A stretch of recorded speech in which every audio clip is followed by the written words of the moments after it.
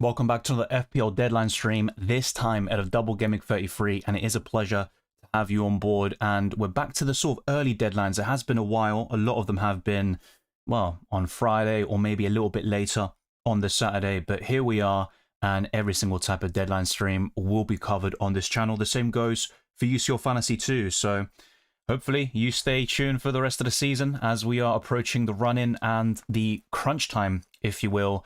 I've got the bench boost activated. Last week it was the wild card. Next week it will be the free hit during blank Gameweek 34, and the triple captain will be saved for double Gameweek 36. So I've saved them for late, but every single chip will be used in the next couple of weeks, with the exception of Gameweek 35, which in my opinion is a decent opportunity for Gameweek 33 wildcarders to bench boost in. And I talked about this extensively in all my FPL videos, the best free hit and wildcard teams in respective podcasts, the transfer tips, and my own team selection. And obviously Nico Riley is available. I'm not too surprised about that, so he's going to stay, and the expected points for him has shot up massively to over 10 now, and you're going to see that very soon with the updated graphics. And you're going to also have the clean sheet odds highlighted, the top 10 captains, and the predicted lineups for Double Gameweek 33. That includes both fixtures for all the 6 teams doubling, of course, so stay tuned and you'll have a lot of insight and also ideas to really play around with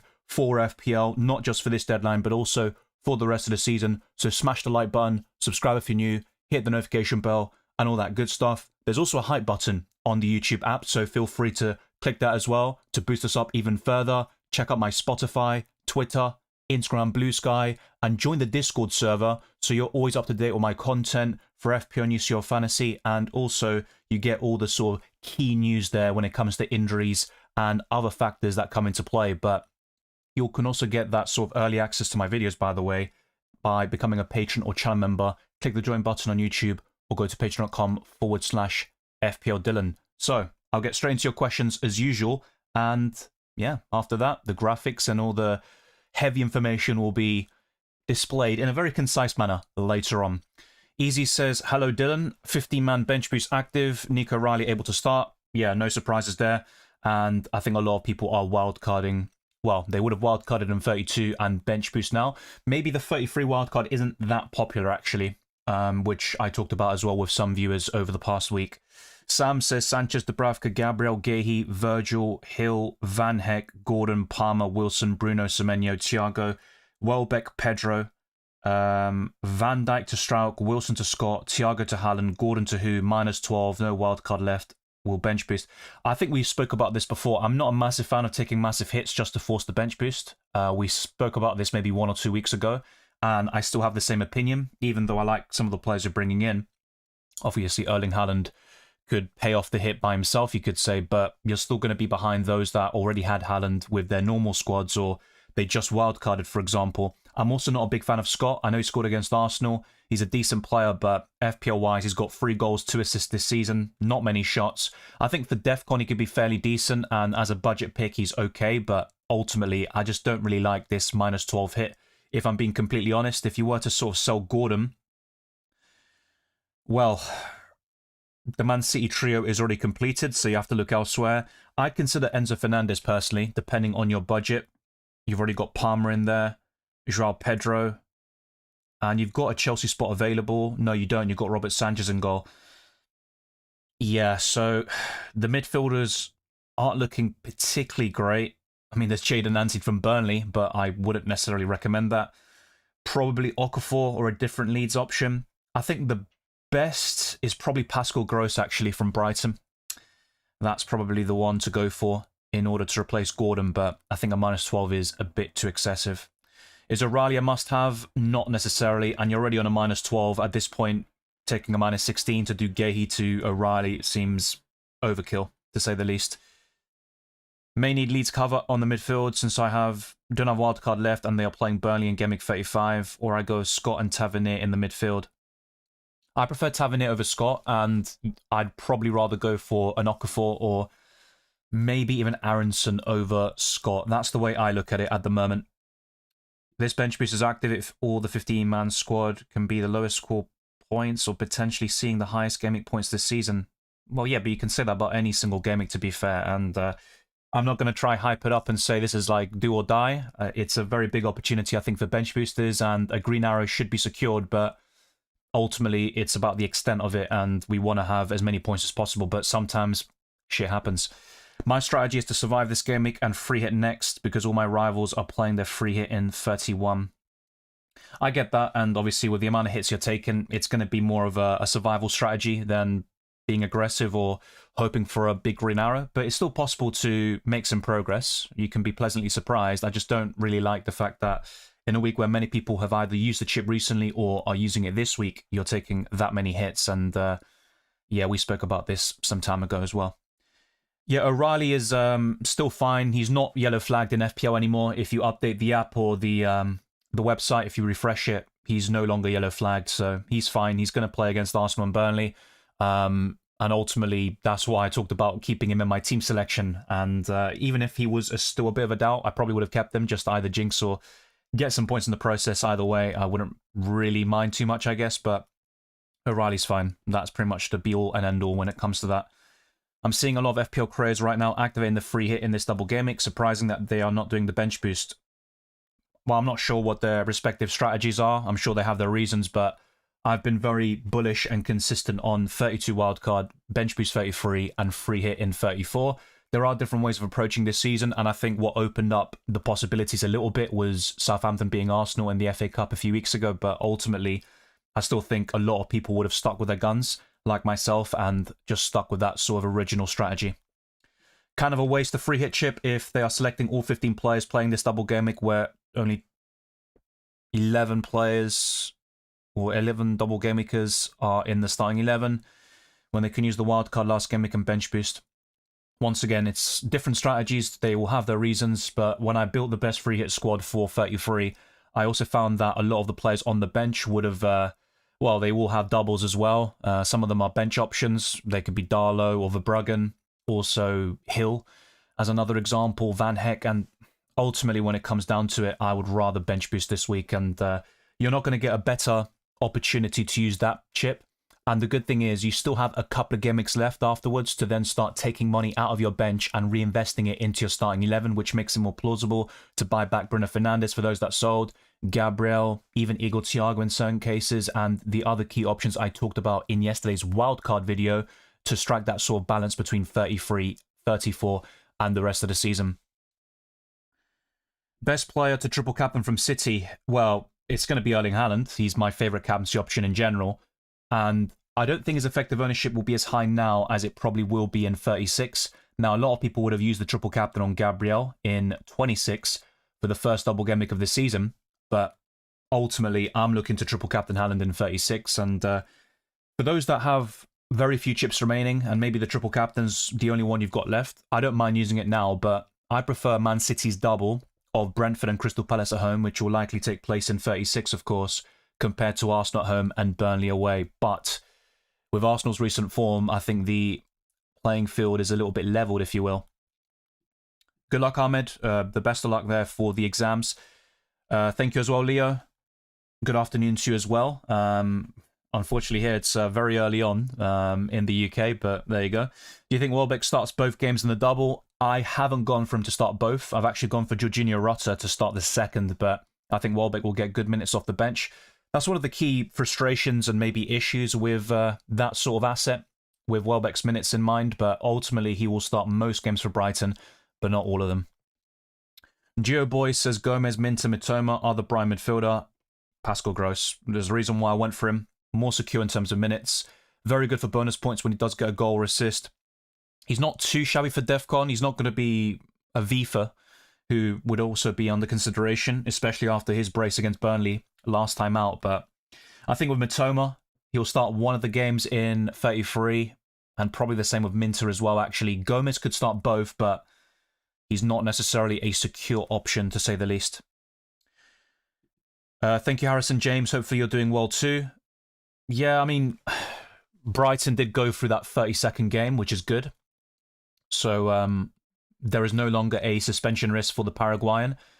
I'm still not a massive fan, and I think Pascal Gross would be my favourite Brighton midfielder. Vifa might just be behind him purely because of his price and the DEFCON, but obviously Gomez plays in a more advanced position, and you'd still expect him to score more goals than Vifa. But yeah, I think Gomez is a decent shout with that low ownership and price tag, so I'm more for it now than I would have been in 32 when he had that suspension risk still.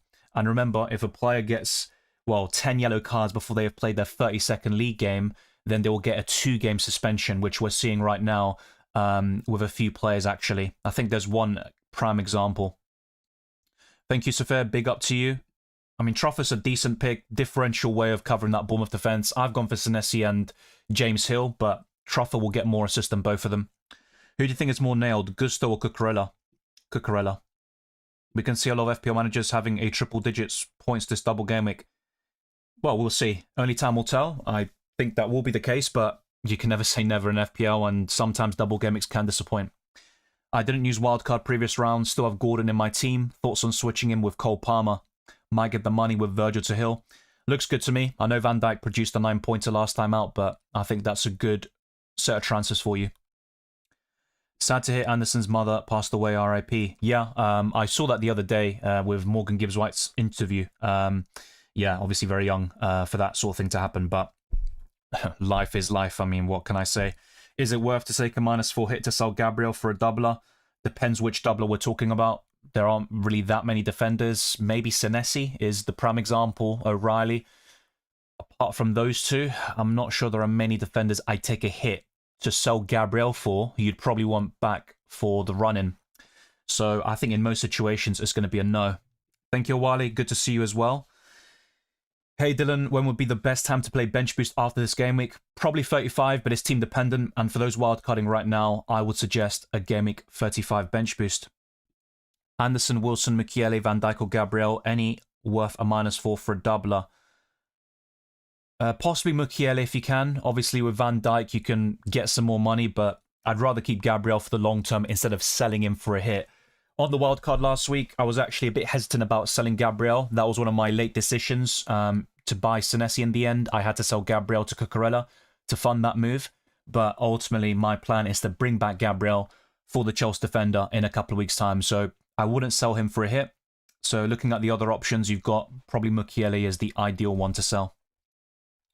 Is a -8 more okay then? Well, the fewer hits the merrier, I think. And don't get me wrong, there are situations where a lot of hits can pay off. It's just the more hits you take, the less likely it becomes. And even in a double game week, yeah, I'm just not a massive fan of taking double digits in terms of hits. I just don't really think it's viable. And a lot of the players you talked about bringing in, yeah, I just don't really think it's worth it with the exception of Erling Haaland. Bruno, only a one-match player considering Rayon or Scott. First in main mini league, second as Bruno. Keep or play for more games? Well, I think there is no right or wrong strategy there, but my preference is to keep Bruno. And I talked about this in my team selection. I could just go to Okafor and triple up on Leeds and get a full 50-man squad of doublers. But what about the future? And there are several factors that come into play because you'll probably want Bruno Fernandes back for 34. Do you have the free hit there? If so, it makes it a bit easier, I guess, because you can wait another week in order to bring him back fully into your squad. So we're talking about Game Week 35 there. And ultimately, how many free transfers do you have?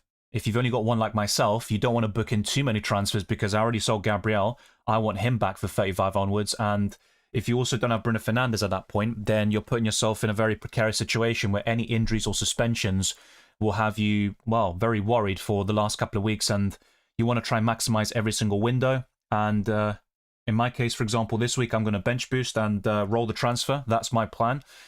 And that's going to help me more for Game Week 35, but I still don't have that many free transfers at my disposal. So if you got 3+, let's say, then I'd be more inclined to do that sort of thing. But also bear in mind, you're losing value in Bruno Fernandes in most cases, and to bring him back might be more difficult from a funds perspective. So just bear all of that in mind before making that decision. But I think if you are a bit light in terms of team value or transfers available, I'd reconsider that and just keep Bruno Fernandes. Hey Dylan, Enzo or Gross? Probably Enzo. Van Heck or Strauk? Slight preference for Van Heck, but there's not really much to it. Best differentials in attack, midfield, defense on free hit. In the attack, I guess Danny Welbeck. Midfield, Okafor. Defense, Truffer, and goalkeeper. Oh, you didn't say goalkeeper, so yeah, we'll go to the next one. I missed activating the wild card in 32. So what was the best game week to activate wild card and following week bench boost? Well, I talked about game week 33 wild card and bench boost in 35, but ultimately I don't know your team. That's what would inform my suggestion for your specific situation, because maybe in your case, it might be better to wildcard in 34 and bench boost in 35. But I think in a lot of cases, you're looking at what I just said earlier, 33 wildcard, bench boost 35. It doesn't have to be the week straight after, but you don't want a big window between both boosters if possible. Thank you, Lager. Good to see you. And I also wish you all the best. And yeah, enjoy your road trip there. I appreciate you tuning in.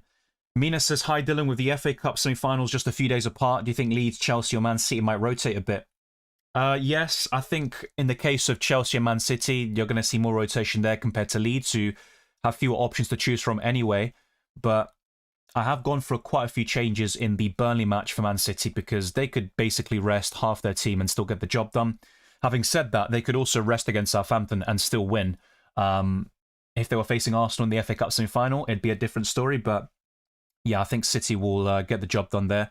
And ultimately with Leeds and Chelsea, yeah, I think Leeds will have more of a stable 11, possibly one or two changes in between, but it's completely unpredictable because, as you mentioned, there's a quick turnaround and we could see some players in the red zone in terms of energy and also risk of injury. So that's why we could see even more changes than I anticipate right now.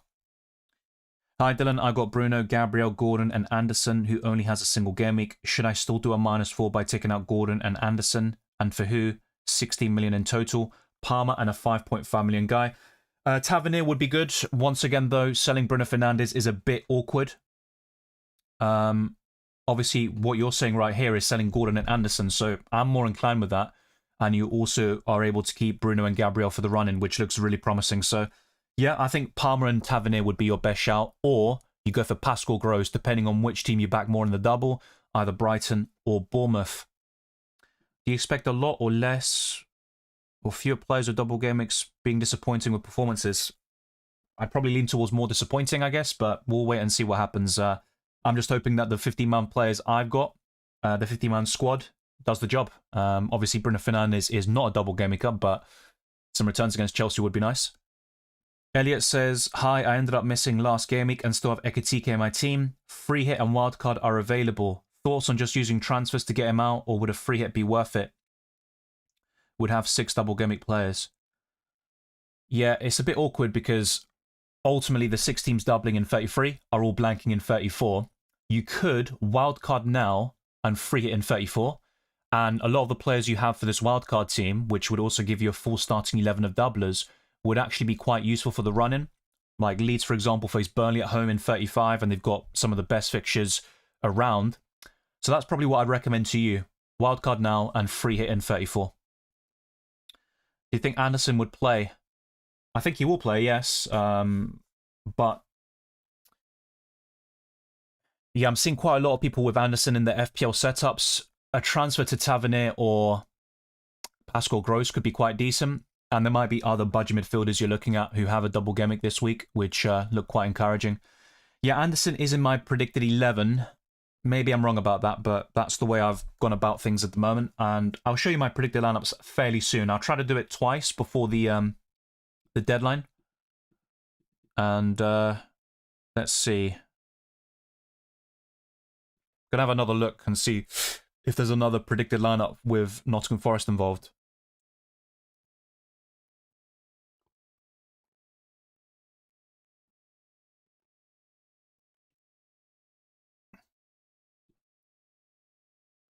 There's actually one change I wanted to make to the predicted lineups regarding Arsenal. So I'm going to make that change. And also have a look with Forest. Just so it's all ready for you in a couple of minutes' time.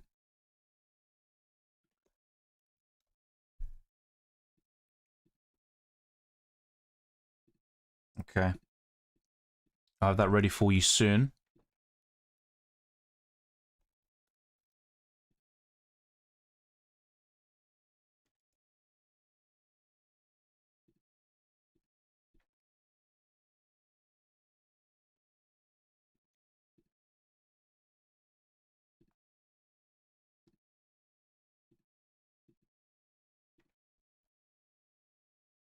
Okay. So I actually think Gyökeres could be benched in this game against Man City with Kai Havertz up front. So I'm just going to make that tweak, and then we're good to go. I'll show you my original and initial predictions for the lineups in Double Gameweek 33. Let's just change that.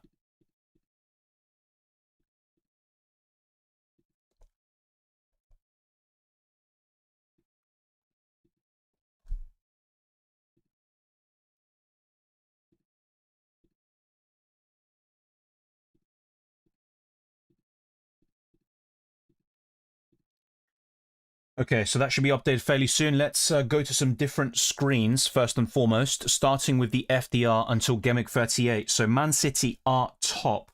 Let me just get rid of the question here.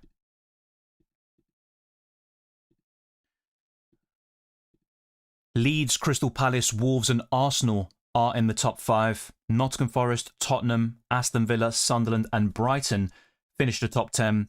In terms of those at the bottom, Brentford, Burnley, West Ham, Bournemouth and Liverpool, even Chelsea and Man United, aren't too high up on this list.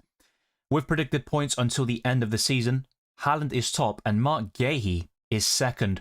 O'Reilly has jumped back up to third, with the yellow flag being removed, and Gabriel is fourth. Semenyo, Bruno Fernandes, Ait-Nouri, Palmer, Thiago and Saka, all in the top 10. Yeah, I'm not sure about the Ait-Nouri one, especially long term. I think he could start against Burnley, actually. And you might be thinking, well, what about O'Reilly? Does he start both games? You're going to see that very soon, at least in terms of my predictions. They certainly aren't gospel. With predicted price changes, Calvert-Lewin, Scott, Cucurella, Semenyo, Tavernier, Okafor, Aronson, Darlow, Mateta, Strauch could all rise tonight. And in terms of price falls, Van Dijk, Szoboszlai, Lefebvre, Ekitike, Raul Jimenez, McAllister, a lot of Liverpool players on this list, Mane, Dango Ouattara, also Dalot, and the list continues. I'm not sure if all of these will happen, by the way, but Tammy Abraham, Victor Gyökeres, Iwobi, Mbumo, Zubimendi, Van den Berg, Wilson, Rice, Garner, even McAtee. Is it McAtee? No, McAdoo is on this list. I'm not sure if that's going to happen. Sesko, Gravenberch, and Rogers, all here. Same with Somerville. I did a stats comparison, or I've got it ready for you, between Senesi and Hill. This is a big debate for people who might be doubling up on the Cherries defensively, or might have to just pick one of them, basically. And I know Truff is also a consideration for you, a differential route into that Bournemouth defence, but I think Senesi is worth the extra million over Hill if funds aren't an issue for you. And in terms of goal contributions, they are identical. Hill has 3 assists to Senesi's 4, and he has played 8 games fewer.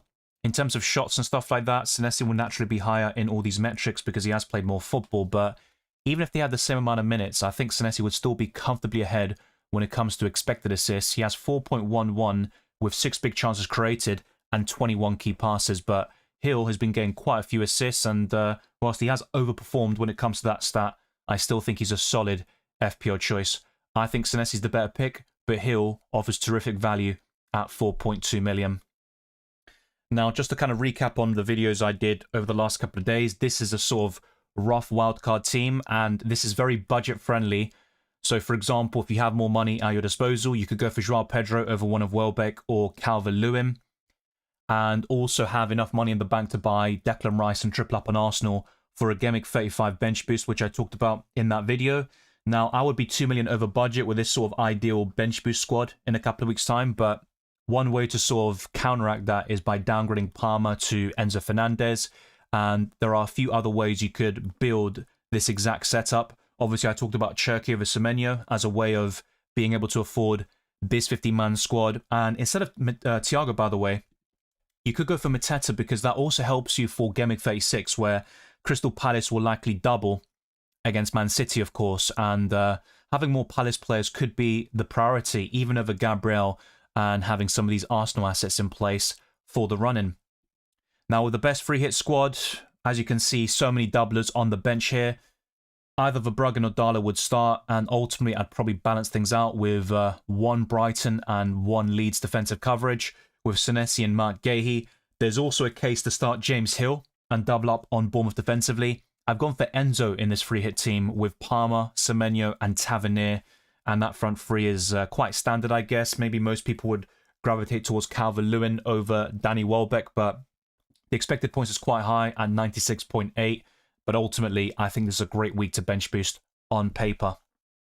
Now, with FPL Challenge, this is my current setup. Darlow in goal, Senesi, Bruno Fernandes, Haaland, João Pedro captain, and Danny Welbeck. I might go for something a little bit different here and change Bruno Fernandes to another double game week. Let me know who you would do. Maybe pause. Who you would go to. Jadon Anthony, for example. Possibly Pascal Gross and then replace Welbeck with Calvert-Lewin, or go for something a little bit different because you can't pick more than one player from the same club. Otherwise, I'd probably just go for another Bournemouth asset. So in this case, as you can see, if I put Gross, it's just too many players from Brighton. You can only pick one per club. So maybe I'll go for something a little bit left field like Jadon Anthony. Not sure if that's really the best play, but that's something I could consider here. Ultimately, it's one per doubler. We've got 6 teams doubling. There's a 5-man squad in the outfield positions and 1 goalkeeper, so that could be the way I go. I think Fleming could be an underrated option for the double game week and probably Burnley's best asset in general. Jadon Anthony started the season very strongly, but ultimately, apart from those 2 and Dubravka, I wouldn't really go for anybody else, and I think having 1 Burnley player is probably enough. More is likely overkill, in my opinion. So let's go to my team selection graphics. You can see how I did in the previous game week, which was another green arrow, another decent sort of week in general. Not as good as UCL Fantasy, but you'll see that very soon. Verbruggen got 9 points, very happy with him, and the triple up in that Brighton team with Van Heck and Pascal Gross. I captained Bruno Fernandes, who only got 4 points, but another assist to add to his collection. O'Reilly, Semenyo, and Haaland, very mixed fortunes there. O'Reilly scored but got injured. He is fine now, and the yellow flag has been removed. Semenyo and Haaland both blanked, and the Ghanaian was booked against Chelsea. Palmer got DEFCON against his former club, while João Pedro and Calvert-Lewin also blanked. I'm not too surprised on the Calvert-Lewin front, but ultimately a decent week in general. I started Senesi against Arsenal in that 2-1 win for the Cherries, and no points for the Argentine. He is actually linked with Tottenham Hotspur. If they stay up, he could be moving there in the summer as a free agent, but I think for Bournemouth this season, he is a quality FPL asset. Darlow on my bench got 4 points and the rest blanked in Tavernier, Hill and Marc Cucurella. I hope that isn't my bench boost score come double game week 33, but in the end, after wildcarding, I got 58 points and it wasn't all rosy because I sold Igor Thiago, who scored a double against Everton, and I kept on highlighting that there's a real possibility that Thiago hauls this week, and that's what ended up happening, but ultimately the bench boost should make up for those lost points. So these are going to be some transfer plans that you're going to see very soon. In terms of prices, not really much to highlight. The only change we had since my team selection video was Nico Riley rising to 5.1 million, so that's another bit of extra squad value that I probably need, but it doesn't really do much for me anyway. So Riley to Mark Gahey, I was already a bit hesitant about this, and even more so now, because, well, O'Reilly's available. There's no need to make that transfer. And I see something similar happen here with Bruno Fernandes because Okafor's doubling, but that's pretty much it. I would just be chasing last week's points, so I'm quite happy to keep Bruno Fernandes as my only single game week player. So Verbruggen in goal, facing Tottenham away and Chelsea at home. Hopefully 1 clean sheet, and to be honest, I'd love Brighton to keep 2, but we'll wait and see what happens there. In my defensive line, I've got Van Heck, Senesi and O'Reilly, with Gross, Tavernier, Palmer, and Semenyo in the midfield, Calvert-Lewin, João Pedro and Haaland up front, and the bench boost includes Darlow, Hill, Cucurella, and the only single game maker in my 50-man squad with Bruno Fernandes facing Chelsea away. So my captain is Erling Haaland, very boring stuff, and João Pedro is my vice. The main change to the expected points is O'Reilly, who went up from 6.4 to 10.6 expected points. The rest is pretty much the same as I discussed in yesterday's team selection video, and another double upload for you in Fantasy Premier League. Now, you probably saw this in one of my recent videos, my scoreline predictions. I haven't made any modifications just yet. Brentford 3, Fulham 2, Leeds 2, Wolves 1, a 1-1 draw between Newcastle and Bournemouth, but if I had to pick a winner there, I think the Cherries are a bit more likely. Tottenham 1, Brighton 2, Chelsea 1, Man United 1, Aston Villa 1, Sunderland 0, Everton 2, Liverpool 2 in the Merseyside derby, Nottingham Forest 1, Burnley 0, Man City 3, Arsenal 1. I hope I'm wrong about that and that the scoreline is switched somehow. Crystal Palace 2, West Ham 2, and the remainder of the scoreline predictions include those teams doubling in 33. Brighton 2, Chelsea 2, Bournemouth 2, Leeds 1, and Burnley 0, Man City 4. I'm definitely not expecting anything from the Clarets there. Now, when it comes to team weakness and the highlighted player, this will be a option and a forward that is in my top 10 for the captaincy list, and that's Danny Welbeck to really target that Tottenham fixture. I think he could do really well in this game, and I think he's more likely to start against Tottenham than he is against Chelsea, which you're going to see very soon with the predicted lineups. Before I get there, though, these are the clean sheet odds taken by the website fantasyfootballpundit.com, and Man City are top of the charts with 68% against Arsenal at home and Burnley away. Leeds are second with 55%, facing Wolves at home and Bournemouth away. Brighton are third, technically joint third with Nottingham Forest, who only play Burnley at home, whilst Brighton face Tottenham away and Chelsea at home. And Aston Villa have one game against Sunderland, and they've got a 42% chance, which is the same as Chelsea, who face Man United and Brighton. The surprising thing for me here is that Bournemouth are 7th with 41%. I think they should be higher than Aston Villa, for example, and in this top 6. And ultimately with Burnley, I'm not too surprised that they're not that high up, despite having a double gameweek. Wolves are bottom, though, facing Leeds away with an 18% probability. Now, next up is going to be the top 10 captains before I sort of quick fire through the predicted lineups for Game Week 33. Erling Haaland is top of the captaincy list, and he could be a triple captaincy consideration, of course, for 33. I'm saving it for 36, as I've said for quite a while now, even for months. Joao Pedro is second, with Palmer, Semenyo, and Danny Welbeck in the top 5. Tavernier, Cherki, O'Reilly, Fernandes, and Calvert-Lewin complete the top 10. There is a debate to maybe not have Bruno Fernandes in this list because, or on this list, I should say, because he's facing Chelsea away. You've got other doublers who might be more appealing this week, so feel free to challenge that one and to propose your own suggestions as well in the live chat. I think O'Reilly could also be higher on this list, and there are differentials like Matheus Nunes, obviously Cherki's highlighted here, that could do really well in Double Gameweek 33. So let's now go to the predicted lineups, and we're going to start off with the league leaders in Arsenal who don't have a double game week. So Raya, Mosquera, Saliba, Gabriel, Hincapié, Zubimendi, Eze, Rice. Madueke is doubtful, but I think he could start here with Trossard and Havertz. If Madueke is not ready to start from the get-go, we could see Martinelli on the right wing or Max Dowman start at the Etihad. But I think probably the most surprising aspect of this squad for a lot of people would be Havertz starting over Victor Gyökeres, who has shown good goal-scoring form recently, but I think Havertz has looked much better with his overall hold-up play and performances in the last game or two anyway. With Aston Villa, Martinez, Cash, Konsa, Pau Torres and Luka Dean, Onana, Tielemans, McGinn, Barkley, Rodgers and Ollie Watkins, who is showing some decent form recently. With Bournemouth, Petrovic, Jimenez, Hill, Senesi, Truffert, Scott, Christie, Rayan, Tavernier, Adley and Evanilson for the first game against Newcastle away. For the second match, though, I've gone for something a little bit different. Wait, did that even show? Yeah, it did. Sorry, that's me being a bit dumb. Yeah, Adams is going to be there for the second match, in my opinion. And we could see Tavernier on the left, Krupi Jr. just behind Evanilson. The rest would be quite stable there for the Cherries. Let's now move on to Brentford. And this would be a bit more predictable, I guess, with Kelleher, Coyote, Vandenberg, Collins, Lewis Potter, Yarmolic, Jensen, Dango Ouattara, Damsgaard, Shada, and Igor Thiago. Another double gameweek team is Brighton with Bruggen, Vifa, Van Heck, Boskagli, and Kadioglu. I've gone for Ayari and Gross in the midfield, Gomez, Hinshelwood. Well, I've gone for Mitoma here. To be honest, I think it'll be Minter over Mitoma for the first match. But having said that, I think for the second game, we could see Mitoma start.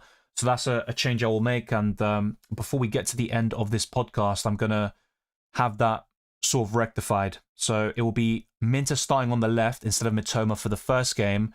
And I think the Japanese international will get the nod for the second. But yeah, I think it's fair to say, I believe that Minter will start the first match. So I think that's the only correction I'll need to make now for the graphics, but we'll see. I'll have a look at the rest again as we go along and see what else would need changing.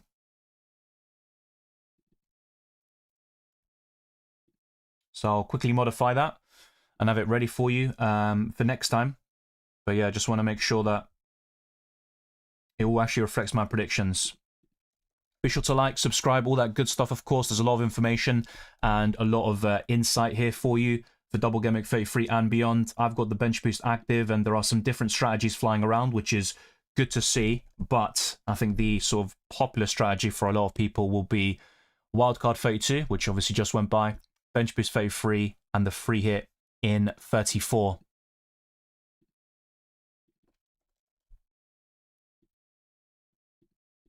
Okay, so Minter should be done there.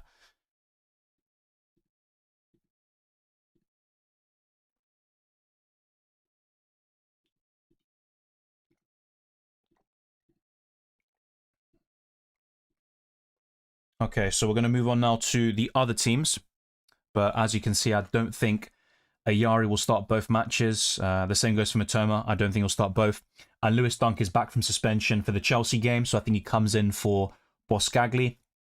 And if Welbeck were to be rested or rotated, it would be for Jorginho Rota. So the next team is Burnley, another team that's doubling.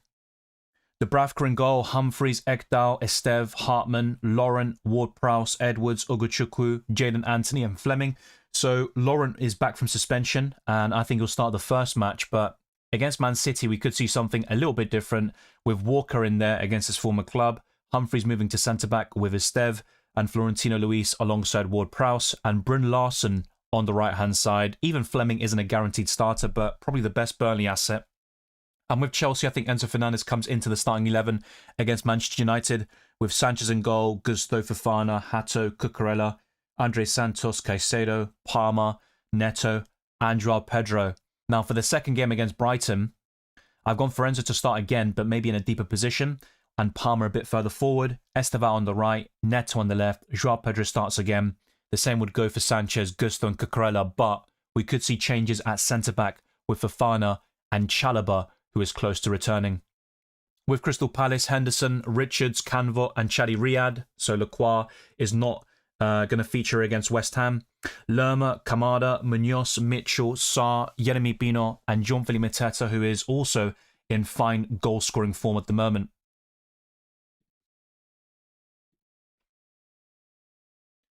So the next club is Everton. They've had a very stable starting 11 recently, so Pickford, O'Brien, Tarkowski. I think with this one, I think the other change I'll need to make is Branthwaite over Keane. But apart from that, I'm pretty happy with the rest. Mikalenko, Idrissa Gana Gay, Garner, McNeil, Dewsbury Hall, Indai, and Beto. So I think that would be the order of proceedings. So I have this updated as well for you.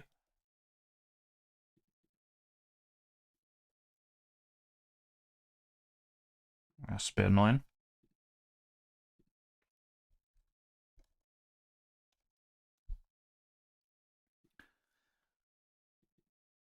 Okay, so let's put Branthwaite in this starting 11, and everything else will be the same.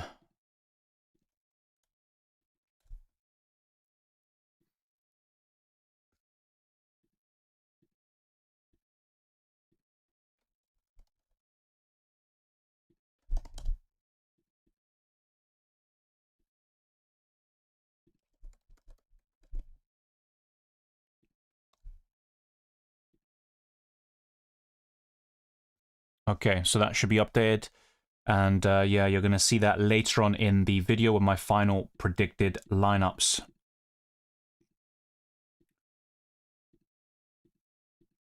Okay, so we're now going to move on to the other starting 11s, including Fulham, with Leno, Castagna, Anderson, Bassi, Sessegnon, Sandenberg, and Lukic.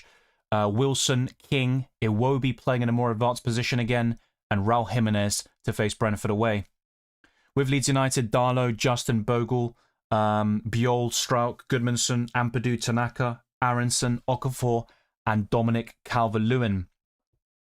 And for the second game, kind of similar, but I think Gruev could come into the squad there. So I've only made one change between those two matches. We could see more, of course, with the FA Cup semi-final they have against Chelsea. We're now on to Liverpool with Mamardashvili, Frimpong, Kanate, Van Dijk, and Kirkes, Gravenberch, Szoboszlai, Salah, Wirtz, Ngamoa, and Gakpo. We could see something a bit different with Wirtz on the left, Szoboszlai or McAllister partnering Gravenberch in the midfield, and that would mean Rio and Ngamoa on the bench. Next up is Man City with Donnarumma, Matheus Nunes, Kusanov, Mark Guehi, and O'Reilly, Rodri, Semenyo, Cherki, Bernardo Silva, Doku, and Erling Haaland to face the league leaders. And for the Burnley game, we could see plenty of changes. Aït-Nouri at left back and then O'Reilly in the midfield. Gonzalez in for Rodri. Maybe Reinders would start and Savio instead of Doku. Another possibility is Phil Foden getting a start against Burnley away.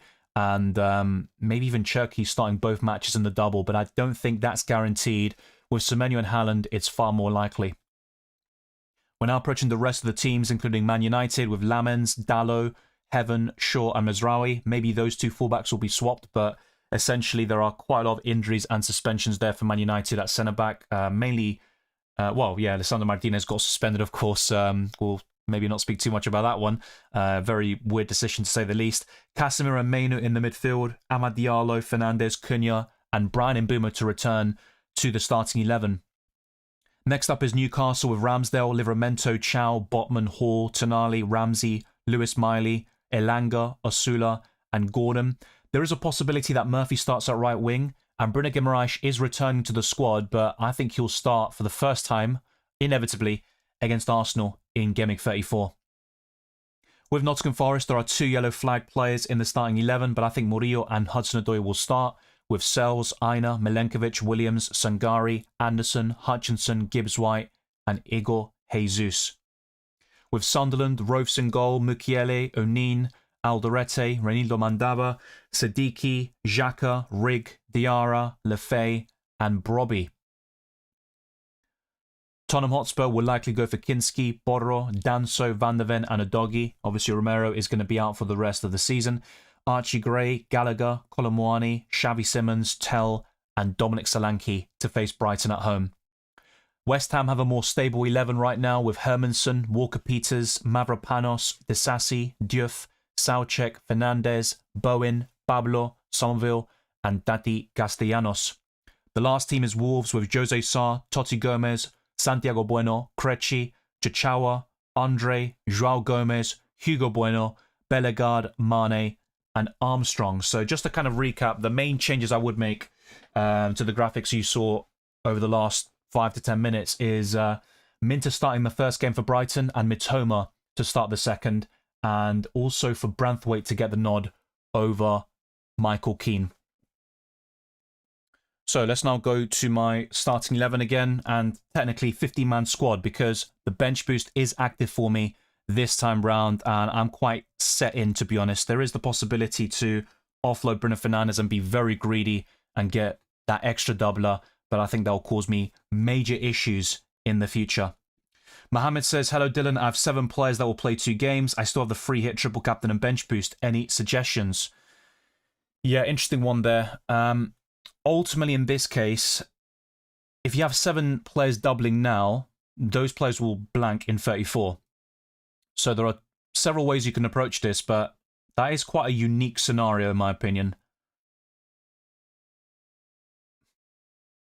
I don't know your squad, so if you are quite happy with how it looks right now, and you've got some decent bench players there, even Bruno Fernandes, I would consider bench boosting now. Free hitting in 34 and triple captain in 36, but I don't know your squad. Gabriel to Leeds defender or Nico Williams? I'd rather keep Gabriel, but if I had to pick, probably a Leeds defender. Better fixtures in general, and they've got the double this week. Semenyo is in my top 10 for the captaincy list. You saw that a couple of minutes ago, but ultimately I think Haaland's a better option. Thoughts on Ampadu? I think with Leeds midfielders, Stack would have been the best one. He's obviously injured at the moment. If I were to take a punt on any of them, it's probably Okafor or Aronson. I just don't really like those options in general, but Ampadu's okay for DEFCON. Ekatike injury made him out of the season under World Cup. He could be out for the entire calendar year, which I talked about in my Trans-Tips podcast a couple of days ago. It is a big shame. It was a bit of a freak injury, to say the least. Good to see you, Coopsy Coop. Hey, Dylan, I'm really tempted to sell Bruno. Have 2 free transfers. Can do Gabriel to Cucurella and Bruno to Scott. I don't like the Scott transfer, to be honest with you. I'd rather just keep Bruno. However, what you say after, it looks very promising. So as much as I like Gabriel and Bruno, Senesi and Enzo look quite encouraging for the double. I'm not just saying that because of Argentina tax. I genuinely think they could be really good options here for 33. So if you were to sell Gabriel and Bruno, go for Senesi and Enzo. That'd be the best way to go about it. And then bring back Bruno. Ideally sooner than that. I would want him for the Liverpool game in 35. And if you are free hitting in 34, it's not a big concern, of course. But the sooner you can get Bruno back, the better. Yeah, I think O'Reilly will start both games. Probably at left back in the first one against Arsenal, and then playing a bit further forward against Burnley. Okafor or Gross? Pascal Gross. Thank you very much, Awali. As he says, like the channel. Yeah, if you like it, you like it. Like the video, subscribe, all that good stuff. And thank you, Safair, as well, for the shout out. Well, yeah, Pep can do a lot of rotation. I think he will against Burnley. And they've also got Southampton, so it makes sense. But hopefully they drop some points. And in an ideal world, they lose to Southampton, but that's not going to happen. Hey, Dylan, happy to see you. We ready for Double Gameweek 33? Yes. For this question, I'd rather go for Gross, Calvert-Lewin or Krupi Jr. To be fair, Krupi Jr. likely won't start both matches, but he's a better finisher and striker than Calvert-Lewin. But considering fixtures as well and minutes, I think Calvert-Lewin just about edges it. I don't have Haaland. Can I go Welbeck or Thiago? I'd go Welbeck, who is more differential as well. But yeah, not going with Haaland can be, well, it's going to be a challenge, but hopefully he blanks in both matches and I'll celebrate with you.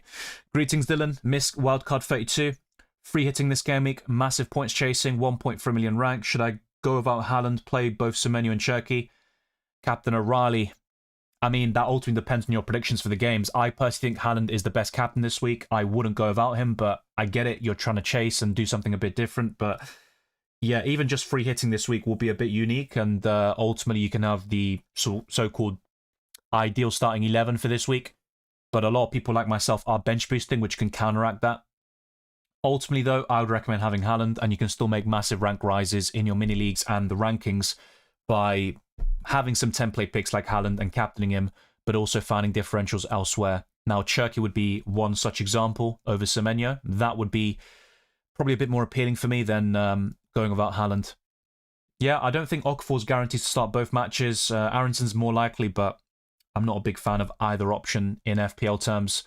As I've said many times this week, Stack would have been my favourite, but he's obviously injured. Best Leeds defender, probably Struck. Not really much in it. O'Reilly's the best Man City defender. I think Nunes is underrated as a differential, but of course Mark Gay is attracting interest after that 15-pointer against Chelsea, but I think O'Reilly's better than him.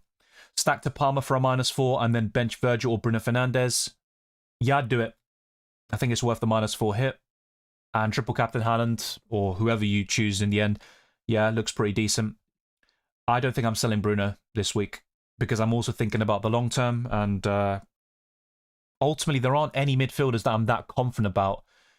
If, for example, Arsenal were doubling and they were actually showing good form, then yeah, I'd consider something like that. Or let's say Salah in his prime, you know, someone that I can really depend on and say, yeah, this is going to be worth a hit or worth a transfer. And if it means having to maybe make multiple moves in the future to bring back Bruno, then so be it. But I don't really have that sort of sense of obligation, and I don't have that trust in the midfielders that would replace Bruno Fernandes. I talked about Okafor, my team selection, but that's a very reactionary punt because he scored 2 goals against United on Monday. Bruno to Enzo or Gabriel to Biol or Cucurella? If I had to pick, probably Bruno to Enzo. I just don't really like Biol and Cucurella as much. With Enzo, there is a debate that he could do really well for 33 and 35, by the way, when he faces Nottingham Forest at home. Eman says, hi Dylan, I'm on free hit. Would you start Calvert-Lewin, Cucurella or Van Heck? Probably Calvert-Lewin, but it's a close one. So Mukiele to Senesi, Biol for a -4 and keep Anderson? I think so, and Senesi is the preference there. Staffan says, rank 600th. I don't have a single Leeds player in my free hit. Is that too risky?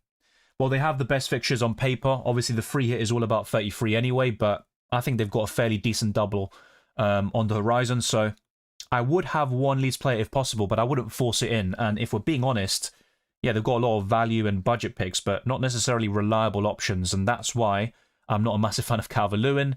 I personally didn't want to double up on Leeds defensively. So I've got Darlow. But before I locked in my wildcard last week, I basically had Gabriel and Strauch. And in the end, I sold Gabriel to Cucurella to then fund Struijk to Senesi. So I think that goes to show that you don't need Leeds players necessarily. I don't think they are essential by any means. Morning, Dylan. Darlow, Senesi, Gehi, Van Heck, Cherky, Okafor, Scott, Gross, Haaland, DCL, Welbeck on my free hit draft. I'm not a big fan of Scott. I've said that before. Good goal against Arsenal. He's a decent player, but FPL-wise, I just don't really see it. With the rest, though, I'm quite open to it. I think that's a very good free hit team, but I would definitely change Scott. There are some concerns with a few options like Cherky and Okafor when it comes to minutes, but I think they are worth including on the free hit, especially Cherky. But I would definitely get rid of Scott. You don't trust Chelsea players, fair enough. I don't really blame you for that, but yeah, Enzo Fernandez and Palmer would be worth considering, and Joao Pedro up front. Good to see you, Jonathan. Hola, Capo. Tengo todos los comodines que puedo hacer. Mi equipo Rasha, Dubravka, Gabriel, Chao, Hill, Gehi, Van Dijk, Semenyo, Gordon, Bruno, Wirtz, Wilson, Joao Pedro, Bowen y Thiago.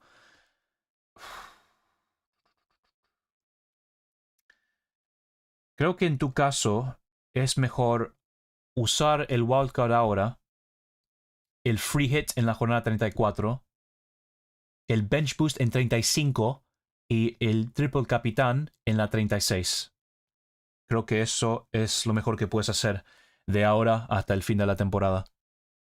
Justin Nicholas says, I already have Tavernier and 3 Brighton players on Verbruggen, Van Heck and Welbeck. Any other 5.5 million option, Leeds or Bournemouth player? I mean, that's where Scott could come into play, I guess, but maybe Okafor as a differential. Aronson, that could work. Just going to double check Aronson's price, but yeah, it's around 5.5. Might be a little bit more. That's 5.4. Maybe Aronson, if you want to go a little bit safer. Dylan, Senesi or Van Heck? Senesi. Combo of Calvert-Lewin and Gross or Aronson and Welbeck? Calvert-Lewin and Gross. Gomez and Fleming. I do like Fleming, yeah. That's a good suggestion for FPL Challenge. That's what I'm considering too, but I'm very bullish on Welbeck, which you probably know by now. Will Elliot Anderson play against Burnley? I think so. I went through my predicted lineups earlier. Maybe that question was posted before. I'm trying to catch up to all the questions, so stay patient. I will get through all of them, of course, and be sure to like, subscribe. I've gone through a lot already, and yeah, I'm going to go through some more graphics again, the updated lineups, so you can see them one more time. I'll highlight the changes just so you know fully what I'm predicting. Dear McDonald says, yes, Dylan, hope you're well. Team this week, Martinez, O'Reilly, Van Heck, Hill, Rogers, Semenyo, Bruno, Cunha, Thiago, Haaland, Welbeck. Okay, that's a bit different. Kelleher, Mukiele, Gabriel, Stack on the bench. Thoughts? Well, Aston Villa rank quite highly in the clean sheet odds, so I don't think Martinez is a terrible pick, but yeah, the doublers you have are very promising. I think Cunha is more of a sell, and I'd rather go to some double gimmick players there. The same would go for Rogers too. I would sell him. And that's where Pascal Gross could come into play. Enzo Fernandez, Palmer. But I'm not sure what your budget is looking like right now. But in an ideal world, I'd buy Palmer for Cunha. And maybe do Rogers to Pascal Gross. Something like that. And get some more doublers in there. Tempted to take a -4 to take Cunha out. Would have 10.1 in the bank, but not sure who I'd put in.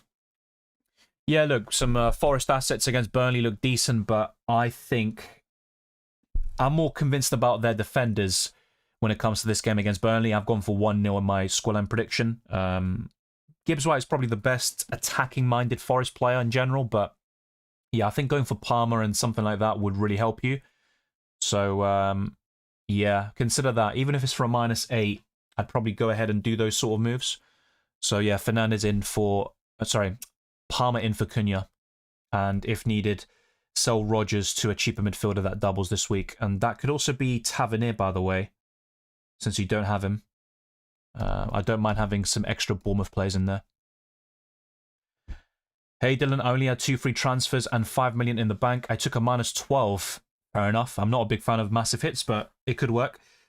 So Keller, Senesi, Hill, Van Heck, O'Reilly, Gross, Wilson, Palmer, Semenyo, Haaland, Welbeck, Dubravka, Thiago, Gordon, Van Dijk. Bench boost. Yeah, looks decent. Ultimately, you got a double game week then. Dubravka, Van Dijk facing Everton away. Thiago, Fulham at home. Gordon. Oof. Yeah, it's a decent bench boost in general. I mean, it can work. I just don't think a minus 12 in that sort of situation. I mean, I'm not sure who you sold, but yeah, I'm just a bit apprehensive about that sort of thing. Good to see you, Kerwin. Recently, I've wildcarded triple captain bench boost free hit. How should I use them? Well, if you wildcarded in 32, I'd bench boost now in 33, free hit in 34, and triple captain in 36. But I don't know your team, so that could change things a little bit. I'm a United fan, and I'm not backing Chelsea against us, so no Palmer and Joao Pedro. Yeah, but they have another game against Brighton, to be fair. But fair enough. I went 1-3-1 in challenge. Verbruggen, Goodmanson, Scott, Anderson, Cherky, Joao Pedro, focusing on the most foul defenders and midfielders. Yeah, that's where Scott could come into play, actually. I've gone for something obviously a bit different to you, but Joao Pedro's my captain because he's very good at winning penalties and diving. Thinking about putting Wilson or Thiago in my free hit. I can see both scoring today. Yeah, I don't want them to score. I just sold them on the wild card, and Thiago already caused me a bit of pain last time out, but yeah, I think Thiago could do quite well against Fulham. Start one of Wilson and die Gabriel. I think Wilson is probably the better one. But I don't think him and Thiago will haul simultaneously, to be fair. At least that's not the impression I get. And maybe that's a bit hopium and copium for me. Well, the plan is quite simple for me this week. I've covered it in all my videos and in today's stream. I'm bench boosting. Simple as that. I'm going to roll the transfer as well. I just don't really see a need to sell Bruno Fernandes. I don't like the midfielders I'd replace him with. I think Okafor would be the most likely if I were to just chase double game week glory and have 15 doublers, but I'm quite happy just having Bruno Fernandes there. So yeah, the plan is to roll.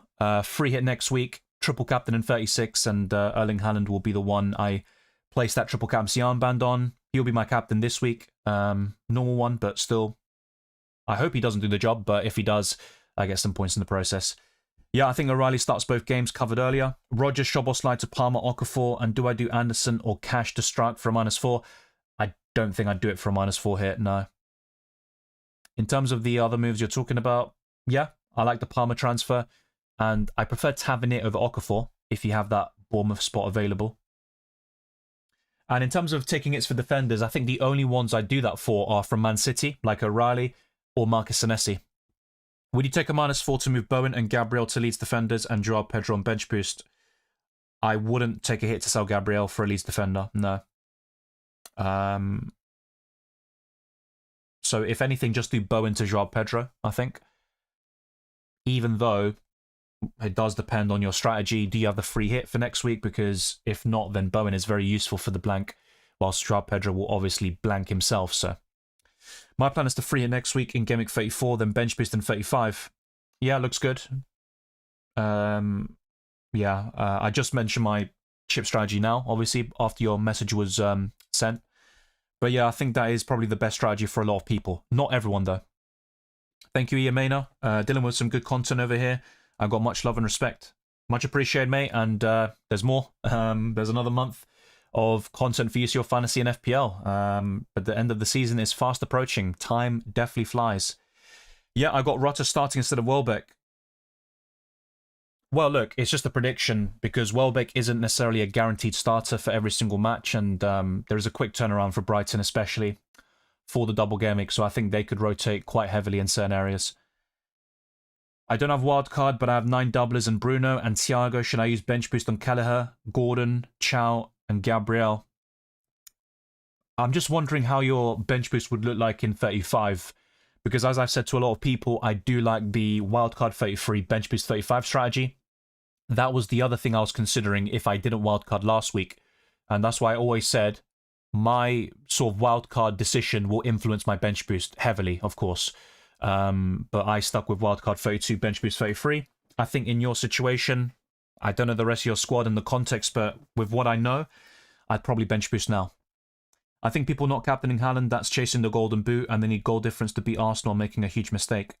Well, it's also a question that, or I should say, of Arsenal just not showing good form. If Arsenal play the way they have done recently against City, they might lose more than 2-0, which they did last month. But yeah, I hope Arsenal turn up, and I'd really like it if Haaland blanked. But yeah, against Burnley especially, I think City will score plenty of goals, and Haaland will get a big haul there. So Dylan, even thinks that red card Martinez got is just ridiculous. Well, I'm Argentinian, to be fair, so you could argue I'm biased from that perspective, but yeah, it is a stupid decision. I mean, I saw Fellaini pull Guendouzi's hair a few years ago, nothing was given, not even a yellow, so yeah, it's different referees, different times, I guess, but it's just a really strange red card. Enzo and O'Reilly or Cherky and Biol on free hit? Enzo and O'Reilly. More template, but there's a reason for that. Would you drop Virgil and Gabriel to the bench for double gimmick players? Yes, I dropped him to the bench for sure. I think Senesi and O'Reilly look better this week. Pero sí, Jonathan Shah respondí a tu pregunta. Decime si escuchaste eso. Gracias. Thank you as well to Alex FPL for the super chat. Much appreciated. A big up to all the members as well and the subscribers, patrons, and all that good stuff. Keith says, morning, Dylan. Good luck. This game week, I've got the same squad as you and we'll be using the bench boost. Well, hopefully we do really well. It will benefit both of us. So usually when Dylan does the predicted lineup, he usually goes in alphabetical order. Who knew that? But sometimes I'm usually high when I come over here. Okay, interesting stuff there, Ian. Never been high in my life. Not sure I'm even saying that, but yeah, it's always in alphabetical order, but some people have complained. They're like, wait, but Bournemouth should be going first, not Arsenal. I mean, it depends where you see it. I think in the official Premier League site, it's AFC Bournemouth, but do we say AFC Bournemouth? No, we say Bournemouth. So yeah, that's why I switched them around a little bit. And also to have Arsenal first in something. Do you think Okafor and Hinchelwood Hall want to bring them in for a -4?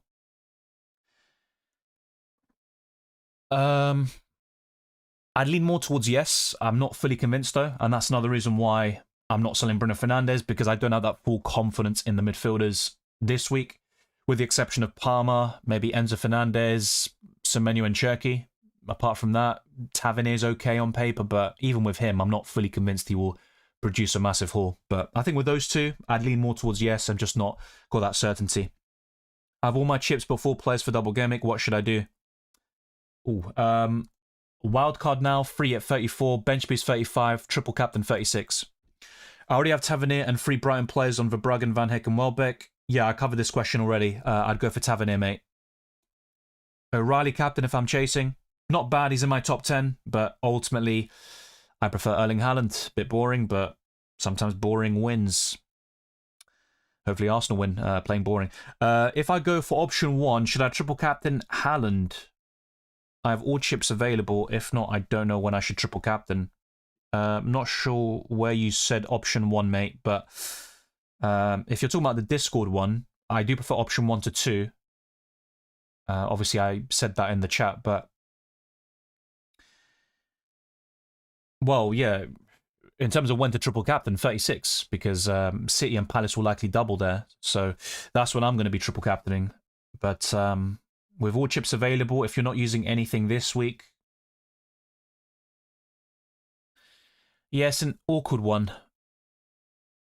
Because you've also got the wild card available, but I think in your situation, I'd free in 34. And it's because you talked about taking a hit to bench boost this week, and you've got a few single gimmick players on your bench, Wei-Sang, so that's what kind of put me off the bench boost. But the sooner you get rid of that chip, the better, in my opinion. And I'd definitely use it either now or in 35, the bench boost, just to make it very clear. And if you decide to bench boost in 35, then I'd probably triple captain in 33. But ultimately, I do like the 36 triple captain. That's what I'm doing myself. I'm on a different strategy to you, I guess. But yeah, I'm just wondering about the wild card as well. But I think what would spring to mind is the wild card before 36 as well. So free and 34, I'd stick with that. Either wild card now or in 35. And depending on when you wild card, of course, that influences your bench boost. But yeah, you can't use 2 chips at the same time, I'm afraid. Who to start, Welbeck, Tavernier, or Van Heck? Welbeck. Khan says, I have 3 transfers playing bench boost with 14 double gaming players except Bruno. Chasing points, so thoughts on Bruno to Enzo and Palmer captain. I'm not fully against that, but obviously you've got 3 transfers. It's a bit easier for you to buy back Bruno Fernandes. I don't have the same luxury, so I've decided to keep him. But I think in your situation here, it can work, and I do like the Enzo punt. I talked about it on the free hit as well. Should I still bench boost if I have Bruno, Gabriel, and Bowen? It's a decent bench boost. It's not great, but they are some of the best options in their respective positions. It's just their fixtures aren't amazing. Maz says, hi Dylan, I have one free transfer. I am thinking Gabriel to Senesi. I probably wouldn't. I mean, I like Senesi this week, but also bear in mind, do you have Bruno Fernandes? How many transfers are you looking to make around 35? What's your chip strategy? All of this will influence your sort of final decisions, but I do like Gabriel for the run-in. The only reason I sold him was because I was on wildcard and I kept Bruno Fernandes, and I've got a clear plan, to bring back Gabriel for Game Week 35 onwards. Well, congratulations, Ahmed. That was quick. Wow, I didn't expect you to be doing an exam now. I thought we were talking about like in the next couple of days or something. Maybe it was online? Let me know. Start Gordon or Thiago? Thiago. Justin as well. I already have Tavernier and 3 Brighton players on Verbruggen, Van Heck and Welbeck. Right, okay. Well, I'm pretty sure I covered this anyway earlier. I did say Okafor Aronson from Leeds. I get the appeal of Scott, but I'm just not a massive fan. Semenyo or Cherki? If money is no issue, I prefer Semenyo, but obviously Cherki's the more differential route, and I talked about going for him on the wild card to fund other moves. So it all is team dependent, of course. Hi Dylan, thanks for your genuine work. What's your advice? One transfer? Verbruggen, Gabriel, Riley, Senesi, Palmer, Gross, Semenyo, Fernandes, Thiago, Welbeck, Haaland, Darlow, Tavernier, Hill, Goodmanson. Which chips do you have remaining? Yeah, how much in the bank as well? That'd be quite important, but that looks like a bench boost team for sure. So, I mean, I think there's not really much more to say to that. I'd probably keep Fernandes. I mean, you could technically bench him if you will, but if you're bench boosting, it doesn't really matter. Do players on the bench and the order matter in case of the bench boost chip? No. Everyone scores points for you on the bench boost, so it doesn't matter. The only thing I'd say is if you want to captain a player, don't bench them, because you can't captain a bench player even if you're bench boosting that week. So that's the only thing I'd say. Apart from that, it doesn't matter. I've got Fernandes last on my bench, but everyone in my 15-man squad are going to score points for me this week. So bench order is only important. Well, it's always important with the exception of the bench boost, just to make it very simple.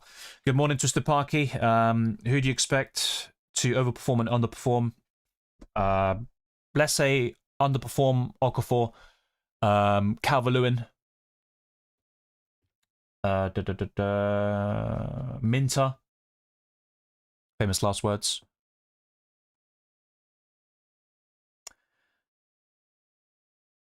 Let's say Mark Gahey, why not? Underperform. For overperform, probably Scott, because I've been sort of not been that convinced about him. You know how these things can go. Sometimes FPL can make you look like a 4. So let's say Scott overperform. I still don't like him as an FPL option. Overperform. Jadon Anthony. Yeah, let's go for something like that. There's a few options there for you. Gay for O'Reilly and I have one less double player, worth it. He scares me honestly versus my rival. I mean, that's completely up to you, Sam, but you're already on a -12 or you're at least going to take a -8, so not sure about that. Not really any news, really. O'Reilly's available, but that was disclosed yesterday, and it was all reflected in my predicted lineup section. If I do see anything, I'll let you know, but yeah, I don't... I haven't seen anything this morning. We do have 38 minutes left until the deadline. Be sure to like, subscribe, all that good stuff. I have been going live now for over an hour. Time flies when you're having fun.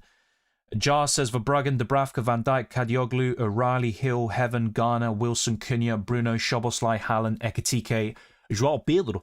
One free transfer and bench boost wildcard free hit. Please suggest what to do. Wildcard now. Free hit in 34. Bench boost 35. Bob's your uncle. I had to type in your whole name tag. It didn't come up automatically. Oh, yeah, I'm not sure. YouTube can be a bit funny sometimes when I use the @ but you're talking about, yeah, not my name. That was Punjabi's name. Yeah, O'Reilly's okay, unfortunately. Bloody hate the guy. Good player, but yeah, maybe the Carabao Cup final has made me hate him. Enzo, Palmer, or both? On the free hit, I'd go for both. Yeah, and I talked about this in my free hit video, so check it out. It's literally all disclosed there.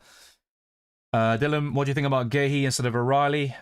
I'd rather go for O'Reilly. And actually, I'd be inclined to take a punt on Nunes if you're free hitting this week. Long term, yeah, probably Gay is safer, but yeah, I do like Nunes as well. I can't make any gains, not that I'm doing to finish outside top million, but I won't make same mistakes next season. It seems like we say this every season, though, just the Parky, but I get you. 650 in EFL, though. 14k in UCL Fantasy, and got my lead back. Yeah, UCL Fantasy is going well. Still want to be higher, but I mean, 9k. I wish I was there for FPL right now. But hopefully after the bench boost, I can make some big gains this week. Yeah, I don't play EFL Fantasy, but all the best of luck to you. Enjoy the fantasy games. That's the most important thing. ORX says, I have 3 leads, not Dominic Calvert-Lewin. Good decision. Ampadu out. Who in? I mean, I'm not sure. I mean, if you've gone for Ampadu already, I mean, he's decent for DEFCON. I mean, who are you going to go to? You've got free City, free Brighton, free Bournemouth. You've got Ampadu, Palmer, Fernandez, Semenyo, Tavernier. Who should I buy instead of Ampadu? Enzo Fernandez? Yeah, you've got a Chelsea spot available, so maybe Enzo if you were to go for something a little bit different. I actually like the Enzo punt this week. Hi, Dylan. Have a nice day and game week. I have bench boost and triple captain. When to use? Likewise, Igor. Have a great day. I don't know your squad, but I would either bench boost in 33 or 35 and triple captain in 36, where Man City will likely face Brentford and Crystal Palace at home. That's my strategy. So I wildcarded last week. I'm bench boosting now, free at 34 and triple captain 36. Dylan, Gabriel to Senesi, Bruno to Palmer, Danga to Semenyo. Yes, I don't like selling Gabriel and Bruno necessarily for the long term, but I like the players you're bringing in. So I'd say tick, tick, tick. I can believe I made such a rookie mistake in UCL Fantasy. I saw João Neves instead of Alvarez. Ooh. Oh, right, yeah. I've never done that before, but yeah, I just need to avoid getting drunk and stuff like that when making my UCL Fantasy team, which I've always done. I'm a professional out here. Kane saved my ass, though. Yes, I captain him too. So ultimately, that's what I mean. Even though it's only a point gained on your Mal captainers, sometimes by going for Kvaratskhelia or something else, you can be rewarded, if you will, or it makes it easier to switch to captaincy, and then you gain more points in the process. It doesn't always work out like that, but sometimes having the Tuesday captain haul for you can be a curse rather than a blessing. Bench boost Lamins, Van Dijk, Mukiele, and Rice, or triple captain Haaland. Triple captain Haaland, I think. But yeah, I did suggest things there, Jar. Thank you very much. Welcome, Baraf. 2-2 draw and a brace for your FPL, or 2-1 Arsenal win. 2-1 Arsenal win all day long, mate. Give me the Premier League title. I've been starving out here for 2 decades. I still remember as a little kid going to the title parade somehow. Only, not vividly. A few moments here and there, but I want to experience that again and actually fully process it and remember it for life. So yeah, give me that title all day long. If it means I do shit in FPL, so be it. Hi, Dylan. I have Bruno and Gabriel with single gamemakers, but I wonder about transferring out Bruno Fernandes for Enzo, Okafor, or Neto. If I had to pick one, it's going to be Enzo, but I do like Bruno Fernandes for the long term. Yeah, you're welcome there. I mean, let me know what you're sort of leaning towards. In terms of selling Gabriel, the only defenders I'd consider are O'Reilly, maybe Matheus Nunes, Mark Guehi, and Senesi.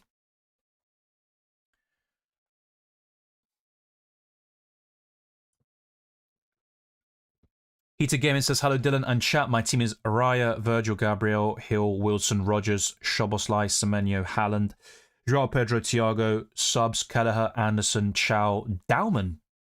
Okay. I have 0 transfers. Should I wildcard or bench boost? Okay, I would wildcard now and bench boost in 35. Check out my wildcard video for some ideas there. And later on, I'll try to show different screens one more time with graphics and stuff like that. And I'll also highlight the wildcard squad briefly, but yeah, for the best analysis, check out that wildcard video, which I published yesterday. Welcome, Sydney. Hopefully you're doing well too. I'm thinking of an all-in strategy on free hit, triple Leeds defense, double Bournemouth defense, triple City attack, and triple Chelsea attack to avoid any clashes and as a sort of differential. Yeah, I actually talked about something similar in my free hit video. I went for 3 Chelsea players there in Enzo, Joao Pedro, and Palmer. With Man City, I also talked about the possibility of Cherki, Semenyo, and Haaland, but I still went for O'Reilly there, or at least a City defender, instead of Cherki. But yeah, it's promising. I don't mind that at all. I also talked about double Bournemouth defense, which is what I've currently got. The only thing I'm unsure about, I know you're trying to be different, but triple Leeds defense is it's a bit crazy. I think double is probably what I'd go for. I'm guessing you've got a Bournemouth attacker, which could be Tavernier or maybe something a little bit different, but I'd rather triple up on Bournemouth defensively than Leeds United. Rain, a good shout. He started very well in his Premier League career, but his minutes are going to be a bit all over the place. I don't mind it as a punt for this week, but long term, it's going to be a no for me. I think Aronson is one of the better Leeds midfielders and attackers, but I'm not a massive fan. Should I use my 4 free transfers or use my wildcards? Since I already used my bench boost and I can only fit 11 players in my squad, would take a -4 to full double game week team and keep my wildcard. I don't know who you've got, which would make this a bit easier to answer, but without knowing the context of your squad, I'd probably wildcard now and keep those 4 free transfers for the run-in. I think that's very important. Ultimately, you could just argue the other way around. The wildcard is more important than having 4 transfers, but I think, to be fair, what I don't know as well is like how your team looks like for 34. And if you wildcard now, I think finding that balance between the two is going to be a bit awkward, actually. So, yeah, I think tell me your squad and then I can give you a better answer. But I also talked about the possibility for some people of dead ending their team into 34 and then wildcarding out of it in 35 for the run-in. So that could maybe work in your situation, but I honestly don't know which other chips you've got remaining. Do you have the triple captain or the free hit, for example? Yeah, you said you've already used your bench boost, but you haven't mentioned the other two. So maybe something like wildcard now, bench free hit 34 and triple captain 36 could work for you, but I don't know if you've got those chips available. Just the Parky puts the scoreline predictions. Yeah, even you're not backing Arsenal for a point there, so fair enough, or a result. Brentford 1, Fulham 1. Interesting ones there. Trying to think if we've got any identical ones. I don't think so. Chelsea 1, Man United 1 is the similarity. That's pretty much it, except Forest 1, Burnley 0. Should I take a 4-point hit and replace Caicedo with Palmer? I think Caicedo could be quite underrated for the double because of DEFCON. As much as I like Palmer, I'm not sure if I'd do that, actually. I'd play Gross over Scott, but maybe I've been a bit too harsh on Scott. Hey, mate, your thoughts on bringing in Gay over O'Reilly? I prefer O'Reilly. The one thing I'd say in favour of Gay, though, is he's more likely to start both. With O'Reilly having that sort of scare against Chelsea, there is a possibility he's benched against Burnley, but he'll definitely start against Arsenal. Joint EFL Fantasy, says Twisted Parky. Pick from Championship, League 1 and League 2. I'll have a look. Thanks for that. Would you have Cucurella and Scott or Senesi and Enzo? Senesi and Enzo, the two Argentines. It's tough as I didn't wildcard last game week. You're not the only one. A few people in this live chat today have talked about getting to wildcard last week, so yeah, I can get that pain. Ian Mayner says, I just hope and believe this double game week 33 will give me a boost on my mini league. Lads over there are just demolishing me from number 5 to 71, is that? That's a big mini league then. 690 points. Last game week, I got a red arrow. Well, yeah, it can look all doom and gloom, but things can change very quickly, but you need it to. The end of the season is nigh. Start free. Hill, Senesi, Gehi, Stark, Van Heck. Senesi, Gehi, and I'd probably go for Hill. Probably, yeah. Maybe Van Heck, to be fair. I think Brian could keep one clean sheet, even though in my scoreline predictions I haven't gone for that, to be fair. But, yeah, probably Hill, Senesi, Gay, the first three. And I've got Hill on my bench, but we won't talk about that. I think Ayari could be one of those slept-on players this week who bangs. Yeah, he's the kind of awkward player who can score a long-distance banger, get some DEFCON, and quietly go about his business. I think at one point in the season he was Brian's best player, which maybe Twisted Parky will say I'm stupid for saying, but just my opinion. Hill or Senesi? I would go for Senesi and Van Heck for you there, Arfan. Do you think it's worth doubling up on any defence out of Brighton, Bournemouth, Leeds United? Yes, Bournemouth. If other streamers were like Dylan, maybe, just maybe, I'll enjoy their content. Thank you very much. Dylan's doing some remarkable work. Honestly speaking, I enjoy his content. Very kind words of you, Ian, and all the best of luck for the double and the rest of the season. We definitely need a boost here, because only a few game weeks left until the end. Bob is an uncle to a lot of people. Not for me. Can't afford Palmer. Best Chelsea midfielder. Enzo Fernandez. Bench Van Dijk or Esteve? I mean, Burnley's double includes Man City, and I don't think he'll keep a clean sheet in either game, so probably Van Dijk. Then again, I don't think Liverpool keep a clean sheet either. Do you think 4-3-3 is better than 3-4-3 this game on a free hit? I'd lean towards 3-4-3, but it's not a bad idea to have something like Senesi, Hill, O'Reilly, and maybe a Leeds defender or Cucurella. It's not a bad idea, but I'd lean towards 3-4-3 still. Cherky or Semenyo on wildcard? Depends on your budget. I talked about Cherky on my wildcard video yesterday, but if money is no issue, I'd still lean towards Semenyo. More likely to start both games in the double. Same with long term. He's going to score more goals. Obviously, Cherky has the assist potential, and he can also do very well off the bench, but I prefer Semenyo. No, I don't say it every season. I'm usually quite good. I've just moaned a lot this season. Fair enough. Maybe I'm being a bit harsh. Sydney says it's basically Senesi and Bogle plus Cherky versus O'Reilly, Tavernier, Calvert-Lewin. I would probably go for Senesi, Bogle, and... that's a difficult one. I do like the Senesi one, but... Nah, I think in the end I'd go for O'Reilly, Tavernier, or Calvert-Lewin. Only just... I'm not a big fan of Calvert-Lewin. DCL Welbeck. Welbeck.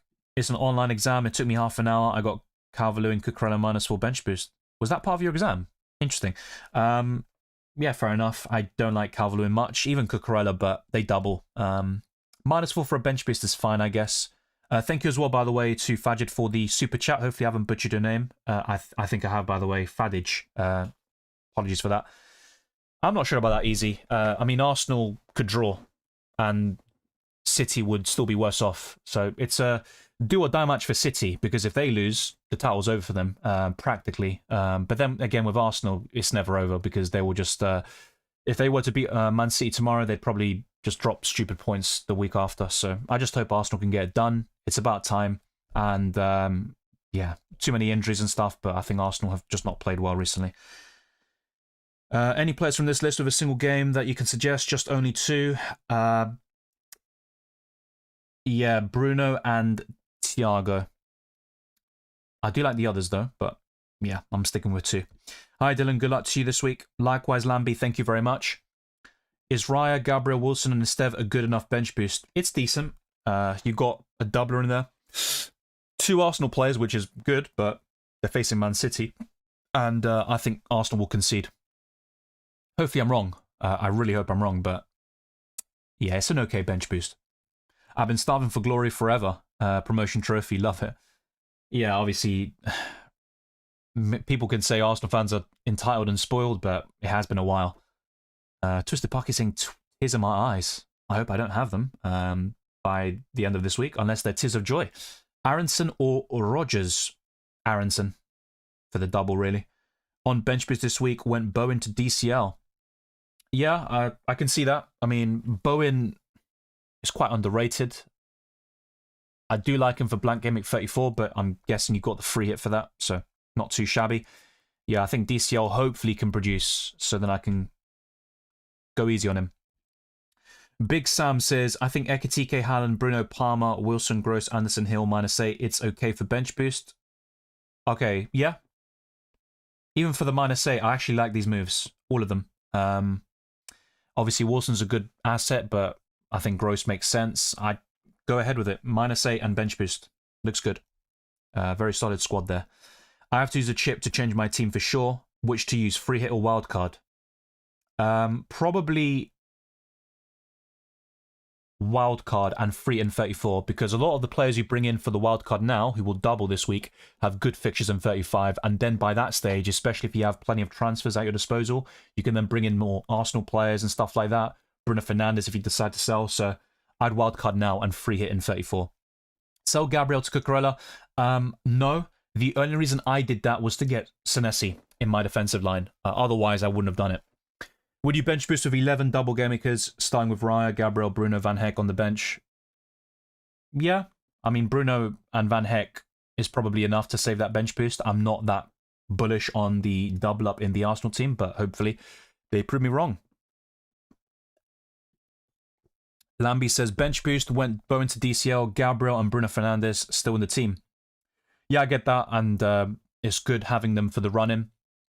Ultimately, I've only got Bruno Fernandes for that, and I will buy back Gabriel at some point, unless Arsenal look terrible over the next week or so, but yeah, looks good. Good luck to you as well. Would it be crazy to use triple captain on Scott? Yes, I think so. Could it work? Sure. But I have my very big doubts on that. So I personally wouldn't suggest it. Back your gut there. Should I use my 4 free transfers or use my wild card? Since I have already used my bench boost, I can only fit 11 players in my squad. Would take a -4 to full double gaming team and keep my wild card. Right, okay, yeah, I remember this question from earlier. But yeah, I would need to know your team, like, in order for me to give like a full breakdown, something that has context and that is very specific to your situation. So just put out your team, and then I can give you a final answer to that, mate, because I do want to answer your question. Thanks as well, Riyadh. Have a good day. Brighton probably can't keep a clean sheet, but I'm hoping. So am I, because you're facing 2 teams I don't like, and I've got a double up in your defence. I've got the same team as you, apart from Aronson instead of Gross, Welbeck instead of Calvert-Lewin. Is it worth going for another captain over Haaland? Possibly one of Joao Pedro, Palmer, or Semenyo, but I still think Haaland is clear. Biol or Strauch? Probably Strauch, but there's not much in it. Palmer is in my top 3 for the captaincy, so not against it. I'll go through the list one more time very soon. Would you bench boost of 11 double game makers? Yeah, I covered that. I don't know who's in your starting 11, but I'd lean towards yes.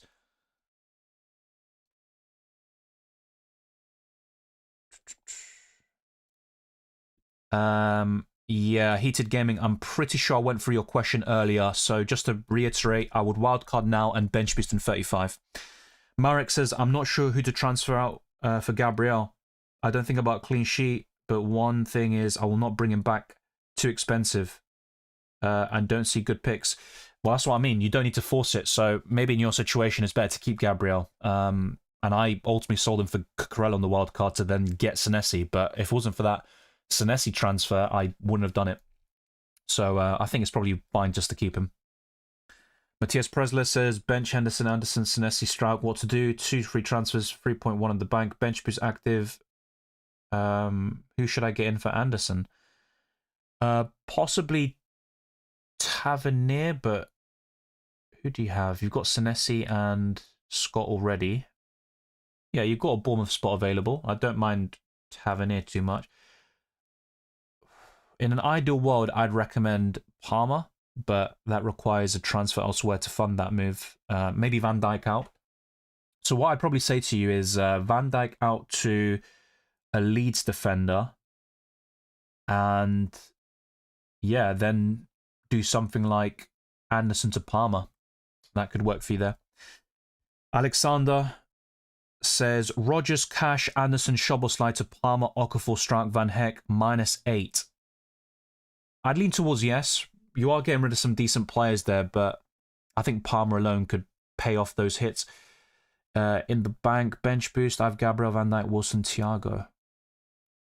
Yeah, I'm just not sure who's in your squad already. So, for instance, for example, like, do you have a Leeds defender already? Is Strauch going to be your first one?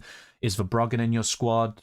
These things are also important, but yeah, 0.3 in the bank as well. I do prefer Tavernier over Okafor for what it's worth. That would be another suggestion for you. Twisted Parky says, Ayari I would have looked at, but we don't know if fit. I agree Ayari was our best for a while, but then got injured.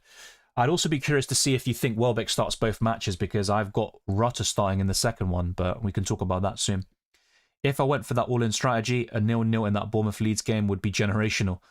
Yeah, not for me, because I've got Tavernier and Calvert-Lewin, but it depends if they produce in the other game either way. Sí, Jonathan Shaw respondía a tu pregunta antes y como dije, usaría el wildcard ahora, el bench boost en la jornada 35, el free hit en el 34 y triple captain en 36. DCL or Welbeck? Welbeck. I would not triple captain Alex Scott. Hell, I would not even captain him, but that's just my opinion. It's completely up to you, mate. If you were to triple captain, I'd recommend Haaland. I know it's boring, but I don't think his effective ownership will be crazy this week anyway. I wouldn't sell Gabriel to Cucurella, really. The only reason I did that was to fund Senesi, which I explained before the 32 deadline last week. Should I take out Van Dijk for a Leeds defender? Probably yes, because Leeds have good fixtures. It gives you more money in the bank to then get someone else in the midfield or forward line, and I think he'll outscore Van Dijk this week as well. I left it late to confirm team last week, started Cucurella over Senesi. Just a 2-point difference, but yeah, every little helps. Did you pick Everton to beat Liverpool? No, I've gone for 2-2. But I think your prediction is sound and plausible. Hi, Dylan. O'Reilly as a differential pick to Haaland chasing a mini-league by 20 points or play it safe. If you're talking about captaincy, then fair enough. O'Reilly is 8th on my list, and arguably he could be higher, but I still think Haaland's better. While I'm doing my transfers, got myself in a -16. I better hope and believe this lads will give me some good points. Good luck. Well, look... Yeah, -16 is excessive in my opinion, but it also depends on context, so you're selling and buying. But yeah, the more hits you take, the less likely it pays off, in my opinion. I wish I'd gone Welbeck and Calvert-Lewin and not Pedro. Well, you might reconsider that. Hopefully Pedro can actually do something. Oh, Welbeck does something. I hope he doesn't, even though I don't mind Welbeck, and yeah, him scoring against Tottenham and Chelsea would be funny. Start 2, Hill, Senesi, Strauch. I'd probably bench Strauch. Punt on Okafor. I'm not against that Nemanja, but ultimately I could buy him for Fernandes, and I'm not going to do it. I just don't have that confidence in him starting both matches.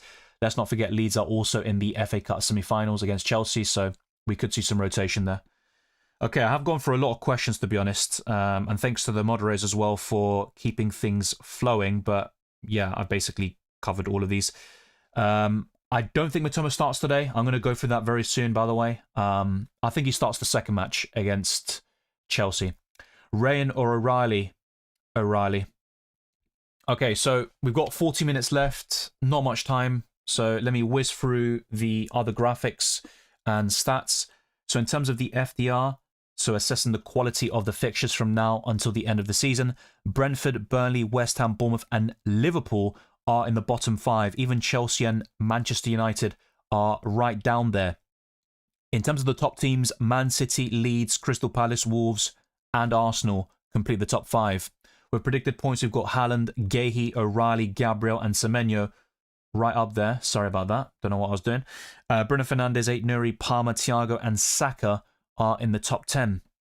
Now, there are a lot of anticipated price changes, but I'm not sure if every single one of these will happen. Probably not, by the way. But Calvert-Lewin, Scott, Tavernier are very likely. The same goes for Semenyo, Cucurella, Okafor, Strauch, Mateta, Darlow and Palmer. We could also see Aronson, Verbruggen and João Pedro rise tonight. In terms of price falls, Dango Ouattara, Lefay, Raul Jimenez, Mane, Tammy Abraham, McAllister, Ekitike, Dallo, Luca and Virgil van Dijk. The same goes for Ghana, Iwobi, Zubamendi, Szoboszlai, Mbumo, Gyökeres, Raya, Vandenberg, Gravenberch. The list continues. Schade, Chow, Rogers, Strand Larsen, Trossard, Sesko, Mainu, Somerville, Saliba, Keane, Bruno Fernandes, Anderson, Mayenda, Marino, and yeah, you get the bloody point. A lot of potential price falls. I don't think the last couple will happen though. At least not with Makadu. Now, this was a stats comparison I did between Senesi and Hill. Ultimately, I think the Argentine is worth the extra million if possible, but I'm going for both of them. They are in my 50-man squad on the bench boost, and not much separates them in most stats except creativity, where Senesi has 4.11 XA and 6 big chance created with 21 key passes. His assists are also more sustainable than James Hill.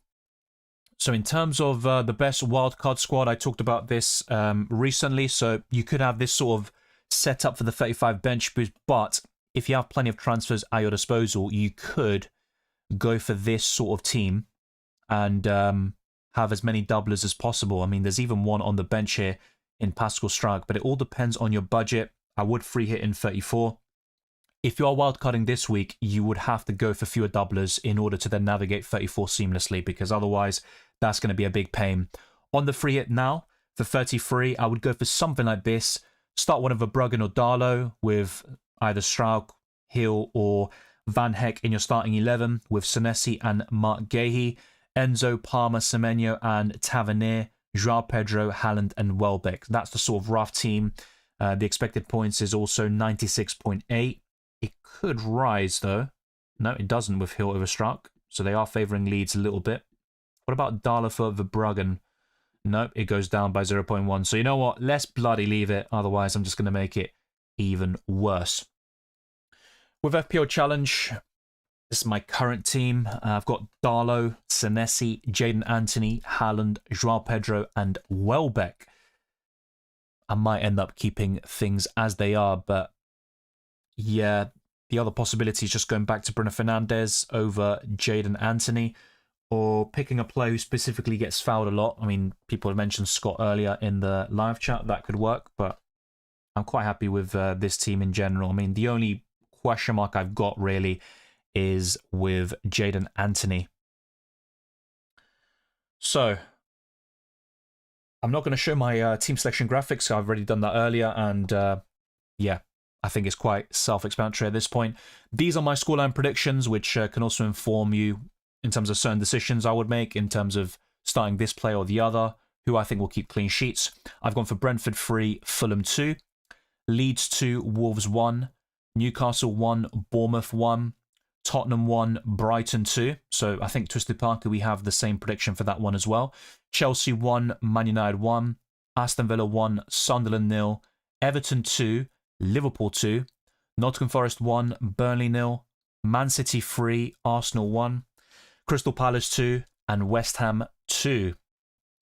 So next up will be the teams doubling in 33, with Brighton 2, Chelsea 2, Bournemouth 2, Leeds 1, and Burnley 0, Man City 4. So up next will be my highlighted player and team weakness, and I'm focusing on Tottenham Hotspur, who are currently in the relegation zone, and I think a former gunner in Danny Welbeck could produce a big haul here, even if he doesn't start the second match against Chelsea, which is my current prediction. You're going to see those lineups very soon again. With the clean sheet odds, Man City are top, and they've got a big gap there between them and Leeds United, who are second, and there's also a significant sort of lead there over third place Brighton, with Nottingham Forest and Aston Villa being in the top 5 despite not doubling. Chelsea are 6th, and there's no room for Burnley or Bournemouth, who are 7th. They have a 41% probability, which I disagree with personally. I think they should be higher up, maybe even up to 2nd or 3rd. Wolves are bottom though, facing Leeds away. And let's now go to the top 10 captains. And yeah, a lot of people asking me, should I triple captain Haaland? Should I triple captain Scott? Well, I personally wouldn't do that, but yeah, Erling Haaland is a bit more viable here. He's top of the list with Joao Pedro in 2nd. Maybe that's a bit too high for the Brazilian, considering his recent form. Palmer's 3rd with Semenyo and Welbeck complete in the top 5. Bloody hell, I need a water break. Tavernier, Cherky, O'Reilly, Fernandes, and Calvert-Lewin are all in the top 10. So let me know your thoughts in the live chat. Drop a like, subscribe, hit the notification bell. Let's get the stream to over 100 likes in general as we close in on new goals like 39 file subscribers. And after next week, there'll be more UCL fantasy content ahead of the first leg of the semi-finals in matchday 15. So be sure to join me for that. The best team, my own team selection, and another deadline stream will be headed your way. And for Blank Gameweek 34, you've guessed it, more FPL content is also going to be on the horizon. So let's go to predicted lineups, and I won't read out all the names, I've done that earlier, but I'll highlight the key things to sort of factor in for each club. So Madueke is the only doubtful player in this predicted 11, but I think he will get the nod if he is ready to start. I've gone for Havertz over Gyökeres here for the Gunners, and Mosquera to start a right back. You could also say Martinelli Trossard is a debate, but I've gone for Trossard. I'm with Aston Villa. I think Barkley will start with Onana and Tielemans in the midfield, and Luka Dean and Pau Torres in that defensive line. So with Bournemouth, I've got 2 lineups for them. This one is against Newcastle away, with Tavernier in the middle, but against Leeds, we could see him being shifted to the left to accommodate Krupi Jr., and Adams could start the second game there. Obviously, Scott would start both. The same goes to that defensive line. And with Brentford, I think Jensen, Yarmolenko, and Damsgaard is the most likely midfield trio for them.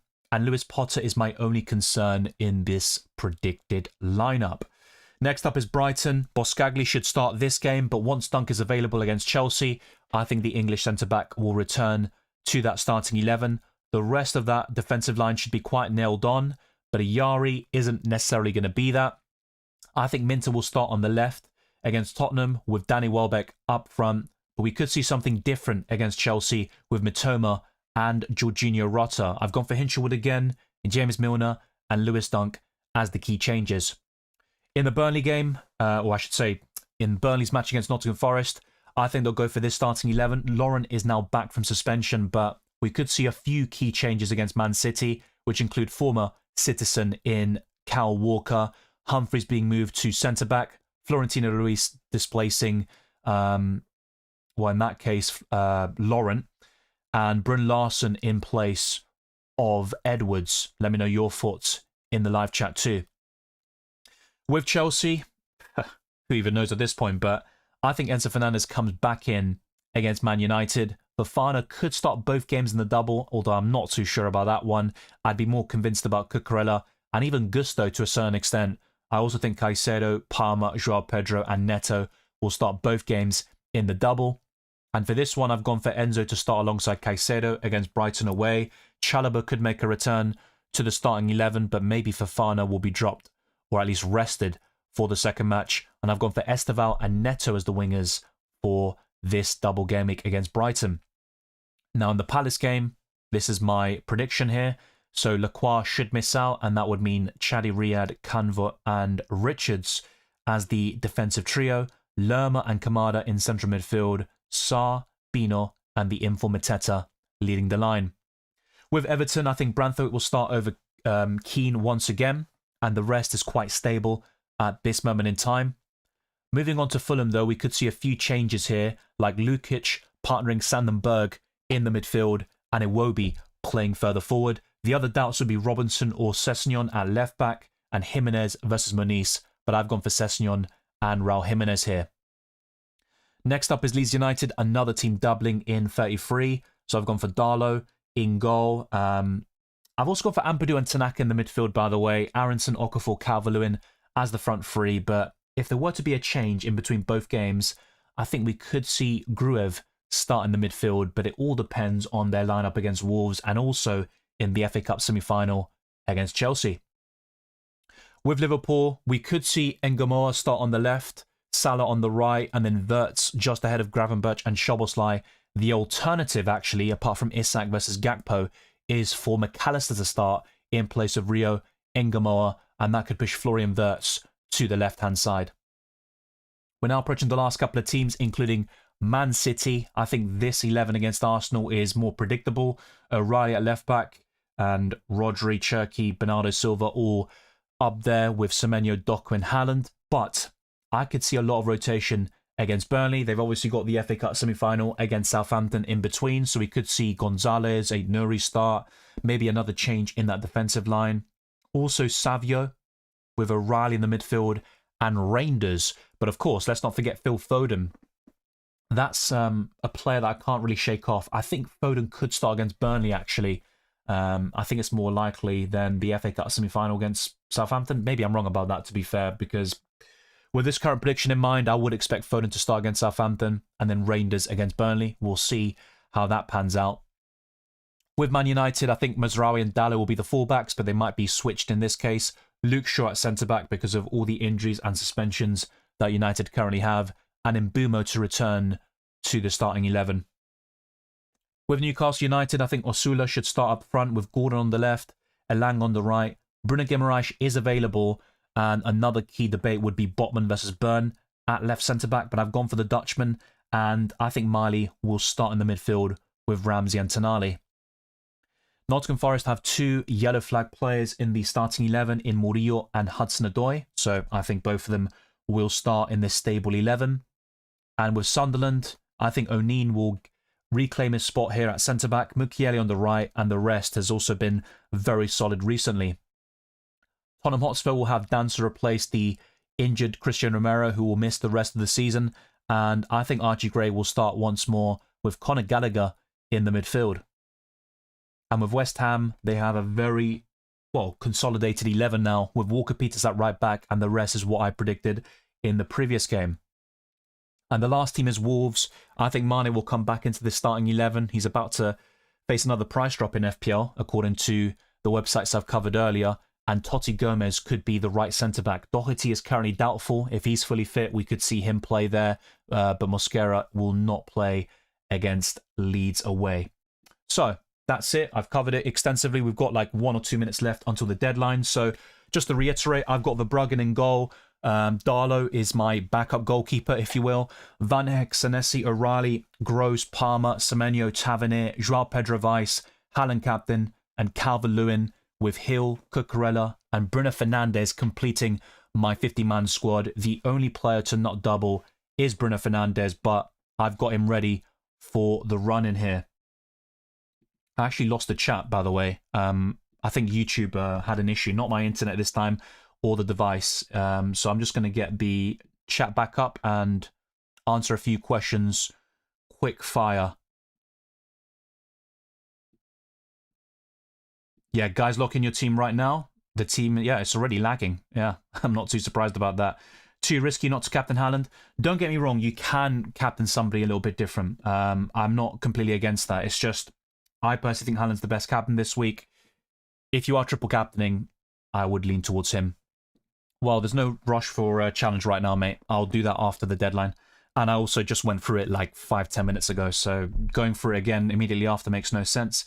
I've gone for the all-in free hit strategy. Yeah, it might be a bit too much to ask for, but Bournemouth have had plenty of 0-0s recently. Would you do Keane to strike for a -8? Yeah, probably. I think with Leeds' fixtures in mind and the double this week, it makes sense. Thiago to Joao Pedro. Yes, I'd lean towards yes. We are locked in. Yes, time does go really fast, but look, throughout the stream, I've answered hundreds of questions at this point, and yeah, we were getting quite a lot of repeat ones towards the end. Even very specific questions I did answer. I think for a few of them I asked for more context. I'm not sure if I actually ended up getting them. But yeah. Thank you as well for the super chats, by the way, Dima. Love your work. Trough over Senesi for Gabriel. Not for me. I would have rather go for Senesi. I've been very consistent on that for the last couple of weeks, actually. But I get the differential aspect of Truffer and the appeal there, but I'd rather go for Senesi. Thanks for the super chat, though. I much appreciate it. Let me know who you ended up going for. But yeah, maybe I'm very boring in an FPL perspective, but yeah, I think Senesi is more template for a reason. I think Truffer's quite underrated for DEFCON, by the way, but Senesi's even better there. So, nope, no transfers for me, Item. Yeah, I rolled and I bench boosted. Take it for O'Reilly. Who are you selling to get O'Reilly in? But I saw some people like Sam talk about selling Gehi. No, not for me. I wouldn't do that for a hit. Darlow or Verbruggen? Well, I've technically started Verbruggen, but I think Leeds are a bit more likely for a clean sheet this week. So technically Darlow would be the one. Would you sell Saliba to a Chelsea defender to have 14 doublers? I'd be more inclined to sell Saliba than Gabriel. I'm not fully against that, actually. So I'd probably say yes, and Cucurella is the only one, really. I think Gusto could start both. He's not too bad, but with like Fofana, Hato, and Tosin, Chalobah, yeah, there's going to be a lot of rotation there, especially with Chalobah just coming back from injury. Locked in already with Okafor in for Anderson. Good luck, Dylan. Yeah, I think Okafor is probably one of the more appealing Leeds midfielders. I mean, Stack would have been my favourite, but yeah, I mean, that's already done. He's obviously injured for the next week or so. He could be back a bit sooner than expected. Thanks, by the way, to Tustupaki and the other moderators for dealing with spammers. Well, Pep said that O'Reilly is available, basically. Very short and sweet there. Yeah, this question was also covered earlier, Rayan or O'Reilly. I said O'Reilly. Haaland can do amazing things or be disappointing. Well, yeah, but I mean, that's like me saying Chelsea can win, draw, or lose. It's covering all bases, you could say. Maybe the alternative is Haaland just doing okay. Nothing special, nothing horrible or disappointing, but yeah, I think Haaland will do fairly well on this double. Thank you, Fatal. Much appreciated. And yeah, a big up to all the moderators, all the members, patrons, and subscribers. And as Easy says, time definitely goes fast, but all the best of luck to you as well, Harrison James. Cucurella will bang many points. I wouldn't mind that from an FPL perspective, as long as Chelsea still lose. Yeah, lock in for sure. It's good that people in the live chat also remind people. But obviously, I did have the timer up for the last minute or so. So you did see it at least. I expect a lot of rotation against Southampton instead of Burnley. The league that they're catching more, the second squad can do the job. Either way, I hope they lose, but they probably won't in terms of the Burnley and Southampton games. But yeah, big up to the community as well for the reminders. But yeah, hopefully everyone logged in on time and you had no issues with the app or the browser.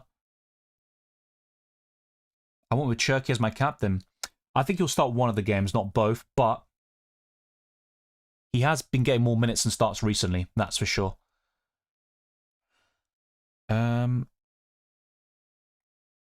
Haaland felt like permanent captain, but glad he dropped for a bit. Yes, I'm also happy about that. Hopefully he drops again, but I think he's going to end this season strongly. Now he's a massive captain again, not his best, but getting better. If Man United had a double, though, it would be different. I think Fernandes would be the template pick. And for 34, we're going to see how popular Fernandes will be. I need to get into EFL Fantasy. This season was the first I've done UCL Fantasy as well. Also doing far better in that over FPL. Yeah, UCL Fantasy is a lot of fun and still some very high scores at this stage of the seasons, which is good to see. HArmy04 says, I use wildcard pretty similar to yours, no Bournemouth defenders. Okay, that's a key difference. I prefer Leeds and Brighton long term, and they are conflicting with Sarr on my bench boost 35. I love Joao Pedro, but my team value is so poor. Yeah, my team value is quite poor as well, but ultimately having Welbeck instead could be a blessing in disguise, for example, if that's what you ended up going for. Let me know who you have instead. Gomez or Gross, which one would you use? Gomez? Yeah, Gross for me. I mean, I've been very consistent on that. His ownership is actually 2%, which I'm quite happy about. So, yeah, all good on my end. I mean, I think with Gomez, I was quite put off when I wildcarded him 32 because he had that yellow card suspension risk, but obviously he went through that unscathed. Enzo captain, that's good. And I talked about this in my free hit video about Enzo being a nice differential and punt. I mean, his ownership is around 11, 12%, but yeah, he's going under the radar, I think, for this one. I meant Gross or Gomez, which would you have picked? Yeah, well, Pascal Gross. Yep, Welbeck and DCL. Looks good. I like Welbeck a lot for the double. He's one of the players I wish I had, actually. Which player with single Gameweek will outscore all players with double? Hopefully Bruno Fernandes. I'll stick with him. In EFL Fantasy until the Gameweek is over, and if your players haven't played, you can transfer out until every kickoff. That's similar to the World Cup then, right? Yeah, I'm pretty sure in the World Cup you could do something like that. I'm not surprised the Areola was linked with Bilbao. He'll probably go there, actually. So, yeah. Honestly, I would have been more surprised if he stayed. UCL Fantasy is very fun. It does help when you're doing well as well. But, yeah. UCL Fantasy is definitely a lot of fun. And I've been saying that for years, by the way. It's not a recent thing. Don't worry about team value this season. It hasn't helped at all. True. That is a very good point. And we're also seeing fewer price changes, especially over the international break. I know people were being a bit more cautious of transfers, but normally you'd see more activity in terms of rises and falls. But maybe today we're going to see quite a lot. Good luck to everyone and let the show begin. Hoping for green arrows and let's meet at the reaction video. Yeah, I might be out actually today. I'm not sure if I'm going to be doing a reaction stream today. I'll let you know. But ultimately, I think the reaction streams are more popular and demanded early in the season. But obviously, I'd be very happy to do more reaction streams, maybe another one at least until the end of the campaign. But yeah, I might take a bit of a break as well because I think over the past 11 days, I've done 15 or 16 videos and streams. So I've been literally full throttle with that and work, and I want to disconnect a little bit as well, but I'll keep you updated on that because I do enjoy talking to everyone. I got Welbeck captain, not Haaland. I really hope, and I'm not just saying this, that Welbeck outscores Haaland. And you know what? If it means Haaland blanks, sign me up. I was so close to taking him out for Alvarez as Harrison James. I'm guessing that's Dembele. Oh, yeah. You see, the one time I was basically saying, Dembele's been crap all season, he ends up hauling. It's typical, but at least I got a lot of the other things right with him. And I'm a bit gutted about Elise hauling at the end, but it is what it is. I'm going to buy him for matchday 15 anyway. I'm not sure what the percentage is, but Tottenham are in real danger. Probably at least 40%. I mean, if it's lower than that, I'd be surprised. Easy. I mean, that's very staged, right? How about Arsenal winning and City fans crying and them also being punished for being cheaters? I mean, yeah, it's all speculation at this point, but that'd be my dream. I think Arsenal can do the job, but it's just about them. I think Arsenal's biggest enemy is Arsenal. I mean, they bloody lost to Southampton and Bournemouth. Yeah, that's not... I mean, look, fair play to them. I mean, they deserve to win the game, but I think that's Arsenal just shitting the bed, really, and not getting the job done. But hopefully, they can do it this weekend and be one step closer to that much-coveted Premier League title. So before I wrap up, I'll show my FPL Challenge team one last time. There might be a late change, mainly with Anthony, but I've gone for Darlow, Senesi, Anthony, Haaland, Joao Pedro captain, and Welbeck. This week it is called Unstoppable. You get plus 4 points for each foul drawn and plus 10 if fouled for a penalty. So we'll see how that ends up going. But yeah, FPL Challenge wasn't too great last week, 49 points. We're about to see Tottenham getting relegated and Burnley proceeding. I'm not sure about Burnley, but yeah, Tottenham are in real danger. Are there international breaks before the end of the season? No. No international break. I mean, there are going to be some friendlies and stuff for certain, for basically all countries involved in the World Cup, but that'll be after Gameweek 38. So no more international breaks that get in the way of the FPL and UCL fantasy season, but you will get some friendlies before the World Cup begins, yeah.